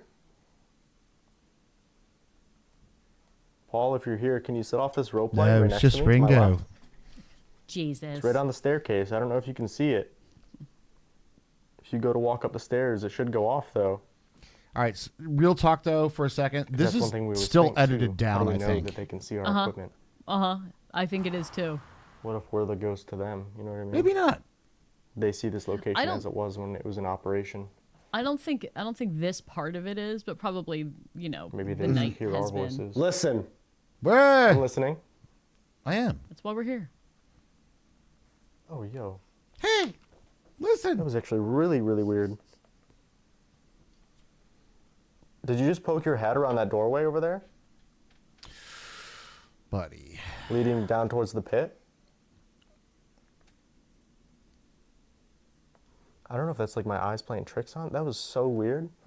There's 4 kids. There's 4 kids. No way, dude. Shit. I swear to God, it looked like... Probably, I don't even know how to describe it. It's probably about like... It was weird. It was like, there's 4 kids. It's like this high. It literally looked like a little kid. I mean, like poking around the corner. You know what I mean? Like they're scared. They don't really know what's going on. I have full body chills right now. I don't know if you can see. That was crazy. It's like your ghost tattoo there, And Fran. now he says there's 4 kids. Ghost with the most. That was nuts. Did you just peek around that corner at me? It just got cold again to my left. He also bonked his head on that It's lantern. okay if you did. You're not in any trouble. Clonk. Sorry I got excited. We do that in Minecraft all the time. It's just really It's cool my to head see you. trauma. Sorry, I thought it got sounds weird, excited. It's too. just my head trauma. Because I don't know if you know this, but we can't see you and we can't hear you normally. That's why we have all this stuff set up, I like that they said that that. we can have a actually. conversation with you. Normally I don't do that. It was so weird. There's 4 kids. Going? Where are you going? I couldn't tell if it was like going or go in, like separate words. Go in. Do you want me to go in that little hallway back there towards the pit? I can, if you want me to. To answer the question, honestly, like I just felt a little sudden draft of things.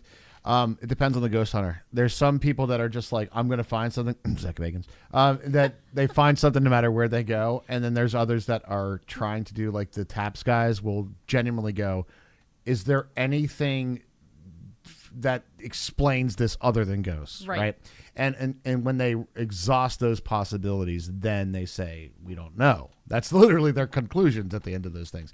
So it really depends on, well, the hunters. That's what gives them so much more credibility to me. Yeah. They yeah. try to find any reason, not just the ghost reason. Correct. If you Yeah. don't Yeah. want me to, that's fine too. And there's certainly That is. was weird. The only way I can describe that, it sounded like somebody like got punched in the gut. It was like I don't even know how to describe it. It was literally like somebody like winced like they got hit. All right, I said it before. I hate the little the spirit box thing that just goes. Yep. The sound is horrible. It is horrible. He just said it sounded like somebody got punched in the gut, and if you don't know what it's doing, you're going to every now and again you do scan through an actual like broadcast. Exactly. So, and it could just be like somebody in a like you literally caught Right. that like sound from a radio wave. That's one of the things that makes me a little sus about the spirit box. Yeah, I gotcha. That was so weird. So one thing about Rosa Carmichael, it said that she actually had enforcers, like older kids who would keep the younger kids in line. Again, shout out to these guys Because for the kids here actually were doing the anywhere from history of the 5 to place. Yep, 16. they did. But she would have like 19-year-olds, 20-year-olds that stayed here. I Trying to appreciate keep that. things in line, which is crazy. Here, how about this? If you set off this rope light on the staircase here, I'll go back towards the pit. You got to show me what you can do first, though. I feel like what I have on right now looks like I'm trying to do like a You did it once before. The It was angle. really cool. It feels like I have like Busy. a Native American like tribal busy? hat on. What are you I busy think I'm doing? gonna take it off because it looks Are you stupid doing your under the chores? headphones. Or your homework? I've got to do some. Oh, yo, that did you guys? Well, I mean, obviously you guys saw that. I just recorded it, but that was crazy. Thank you so much. There we go. I really regret saying that. Now you got to go back to the pit. Exactly. Here I Ermac. come. Oh my no. God. Oh, that was weird. No, you said stop as that. You stop that. No. Listen, Steve. Listen. Are you coming with me to the pit? He's like, fuck. I didn't like that. Here I come. I think I said dirt. There's a lot of dirt back there, that's for sure. That was cool though. Damn. I guarantee you, this was Dude, a that dirt basement. Hallway sketches me out. Oh, this is like It sounded like a right. woman just yelled here. if there is definitely like we talk about like the story of like Rosa Carmichael and all this stuff, like she is the real life villain. Like you couldn't people have like probably used that as inspiration for villainous absolutely. characters. But if that is the quintessential like villain, this hallway is the quintessential like don't go in there. Look at that. It's an old Right? This is an old like stone basement with like a little hole cut out and a wooden door in the front of I it. don't It's even. like Is it still a dirt floor? in there. Yeah. Well, let's see if we can tell. I don't know. Here. Here. Maybe. There's so many See people. me? Wow. I think I saw you earlier. I can't see you right now. Where are you? After? I'll see you after. That is quintessentially creepy Yeah. ass. Yeah. A little bit later. It we're does gonna get worse, split though. up. We're gonna be alone. Like down there, to the left, there's a hole. We're just gonna see you when we're alone. We got ourselves a Dimension Dude Raiders. Let's come on in. Dude, thank you very much for the raid. Appreciate it. What were you playing tonight? Dude, thank you very much for the raid. What's up, dude? Hi, Dimension Dude. Hello, Dimension Dude. It's a rare, it's great to see you on a raid. I know that a lot of times we raid you, so are we on late? A little bit. A little bit. But we're doing ghost stories tonight. Oh, Little Nightmares. Little Nightmares 2 is awesome. I remember when Raj played it. Such a good game. Hello, April Dawn. What up, April Dawn? How are you? So for those of you who are just joining us, we are doing ghost stories. We did a whole background of the history of this whole thing of the Homestead Orphanage in Gettysburg, Pennsylvania, and the history of why this place existed. Real quick synopsis. A soldier died on the first day of battle in Gettysburg, holding the picture of his 3 kids in an ambrotype. It was then circulated and found out to be a guy named Sergeant Amos Humiston. And his wife came down, and she was the first matron of an orphanage. She got remarried, and she moved off to Boston, and the next matron was horrible to the children. Yeah, the kids in the orphanage. So it's Full-on torture. full on torture, and apparently it's one of the most haunted places in Gettysburg, which is one of the most haunted places in the world. So it's a haunting within a haunting, and then we're reacting to these guys, the Haunted Knights. These guys are doing a ghost investigation Of the orphanage. of the orphanage. And we're in the basement right now. We are in the basement where a lot of the torture happened. So just trigger warning for some people, guys. This is that they're investigating a place where in real life, in real history, real documentation, real prosecution, everything, this lady was torturing kids, like legit. Yeah. So she can burn in hell. But let's continue with our. I hope that catches everybody. And we're doing a ghost investigation. Oh, roleplay just went off again. Damn. So one of us is gonna see you when we're alone? What does it look like when it goes off? I don't I really. keep missing it. Wish Well, I'd no- gotten that on camera. That's so cool. Sure. Sure. Okay. That sounded like a guy. Hopefully Steve does, not me, but thank you. We appreciate that. We understand it takes a lot of energy. It's probably very difficult to interact with us, but we appreciate you doing so. Does it make you more comfortable that I'm in the Army? I'm part of the force that replaced the Union Army after the Civil War? I was wondering where he was going with that. Don't Nope. Don't. fall. Don't fall. Oh.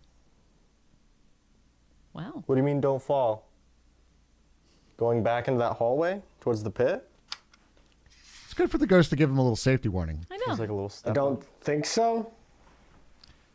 Just want to let y'all know, as you come in here, as you were getting the ghost investigation, there's a little bit of a lip. I want to make sure that we don't have any trips here. We don't want any injuries today on the ghost investigation. Thank you very much. We're moving on. This way to the cafeteria. Here, I'm gonna get the blindfold off Steve here in a minute, and we're gonna use those voice recorders, just like we did upstairs again. Is it easier to communicate that way? With those little silver boxes? We can use those again, if it's easier for you. Again, genuinely, I think ghost hunting would be very boring. It's you. It's you. It's Am I not asking the right question? Oh my God, I just thought of something. What? So we're watching this orphanage ghost investigation in Gettysburg. How many people do you think are sitting around town in Gettysburg in some basement somewhere asking some fucking questions? Like tonight, like right now. So many. Like so many places, like in all the little haunted places that you can visit on Halloween night, booked at like 5 times the normal rate. You know what I mean? Oh, I bet you there's a lot.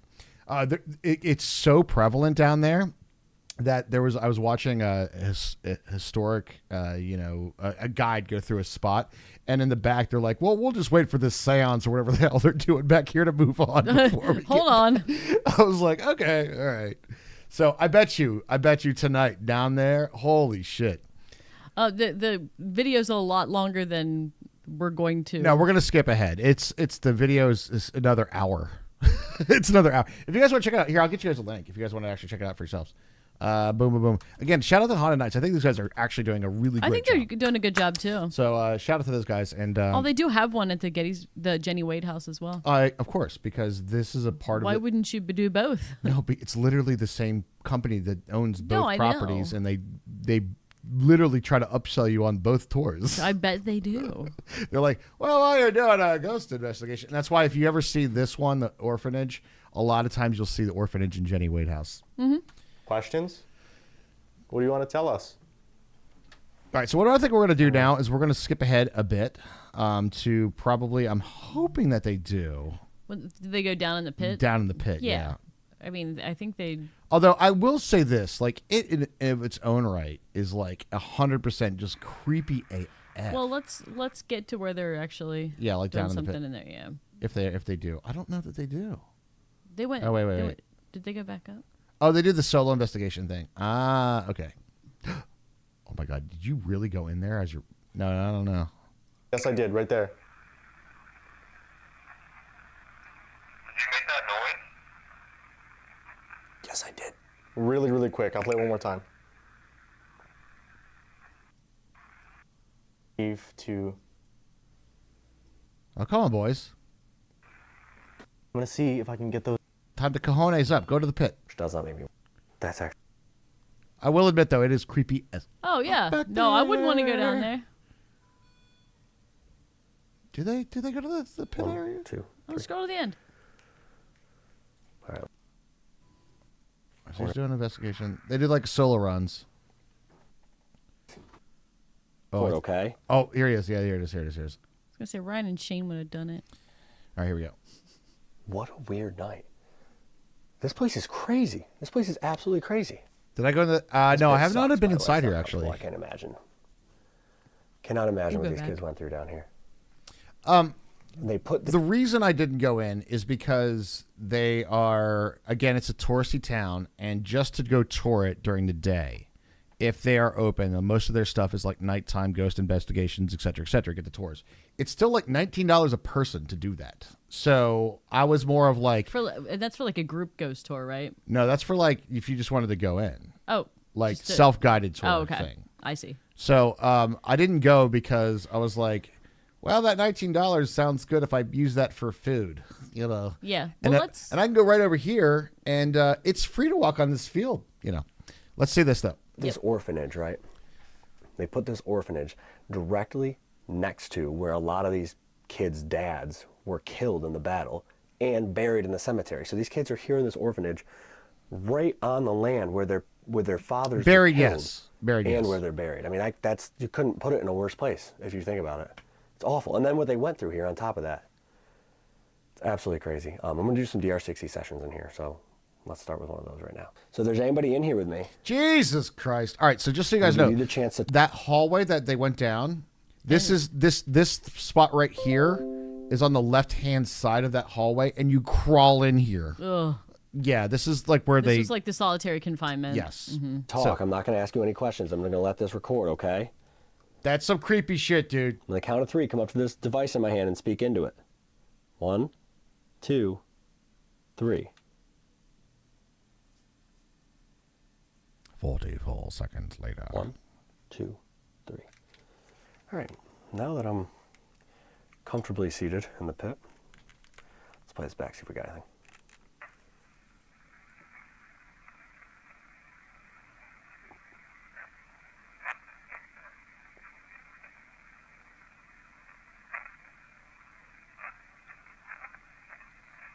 I have to believe what they're hearing is better than what we're hearing through the camera. It's gotta be. There's no way, right? Because I'm just hearing like. Yeah, I'm hearing like it sounds like there are anomalies, but I'm not hearing any words. Yeah. I'm going to play the whole thing back. There's whispering. You recorded yourself breathing. Like I'm like closing my eyes right now so I can see if I hear anything.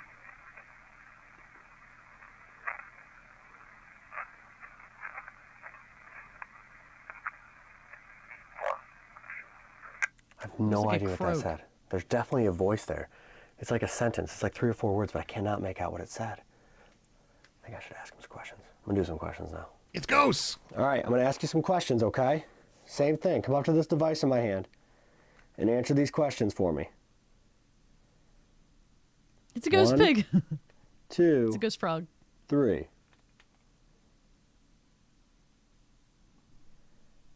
By the way, guys, I don't know if you can. We're kind of slightly in the way of it. Hold on a second. This one.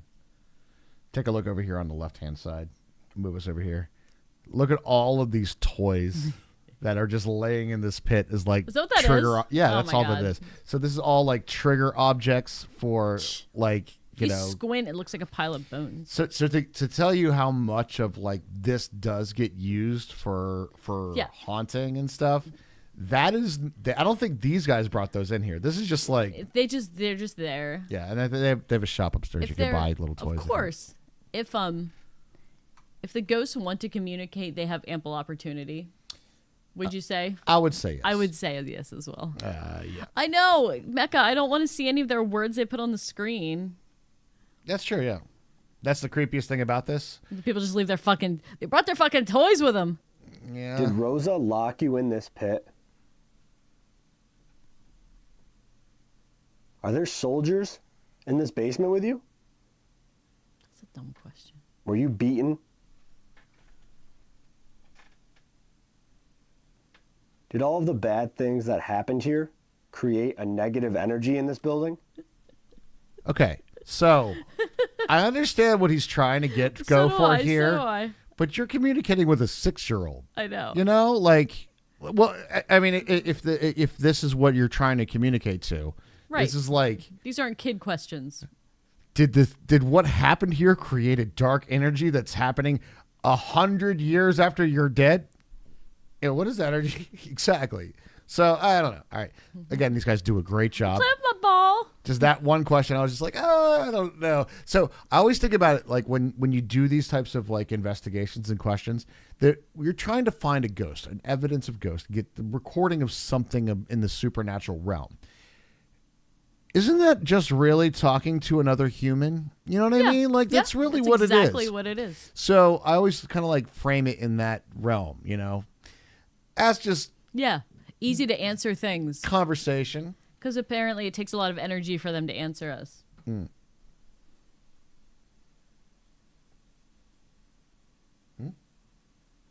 Okay, yeah. 1, 2, 3. Feels weird down here. It really feels weird down here. I can't I don't know. It feels strange. It feels I strange. can't really describe like what the feeling is to be here, right? Like this is something I've known about for a very long time. I've known about this location for over 10 years probably. And, you know, to be sitting in a spot where kids were just tortured. Now for that years, part of it's freaky. It is totally freaky. Guys, I'm going to go ahead and give you guys a link in the chat here if you guys want to check out. I'll get it over there on YouTube as well. If you guys want to check out the video for yourself, we are actually going to wrap it up there for tonight. We'd like to thank Agar especially for the support for tonight. Really do appreciate that. And that really made this whole thing happen right here with her. Which sure did. Hermie did a lovely job. Thank you. Lovely job. Of making you look very scary, Raj. And you guys all owe Agar big stuff because that was all on one person's back, right? I know. It's gonna take me a while to get off. Yeah. Yeah, it is. Yeah, it really is, Raj. It really is going to take you a while to get up. Well, if you want to check out any of this stuff, maybe we missed a few pieces of evidence and stuff. We're not going to watch the whole thing all the way through. Again, I think they did a really good job, and I hope you guys enjoyed the ghostly stories of the town of Gettysburg. One of many, right? One of hundreds, yes. Yes. One of many. But on that note, we're going to go on a raid. We are going to go on a raid. No official outro. Thank you for being here. We'll see you tomorrow.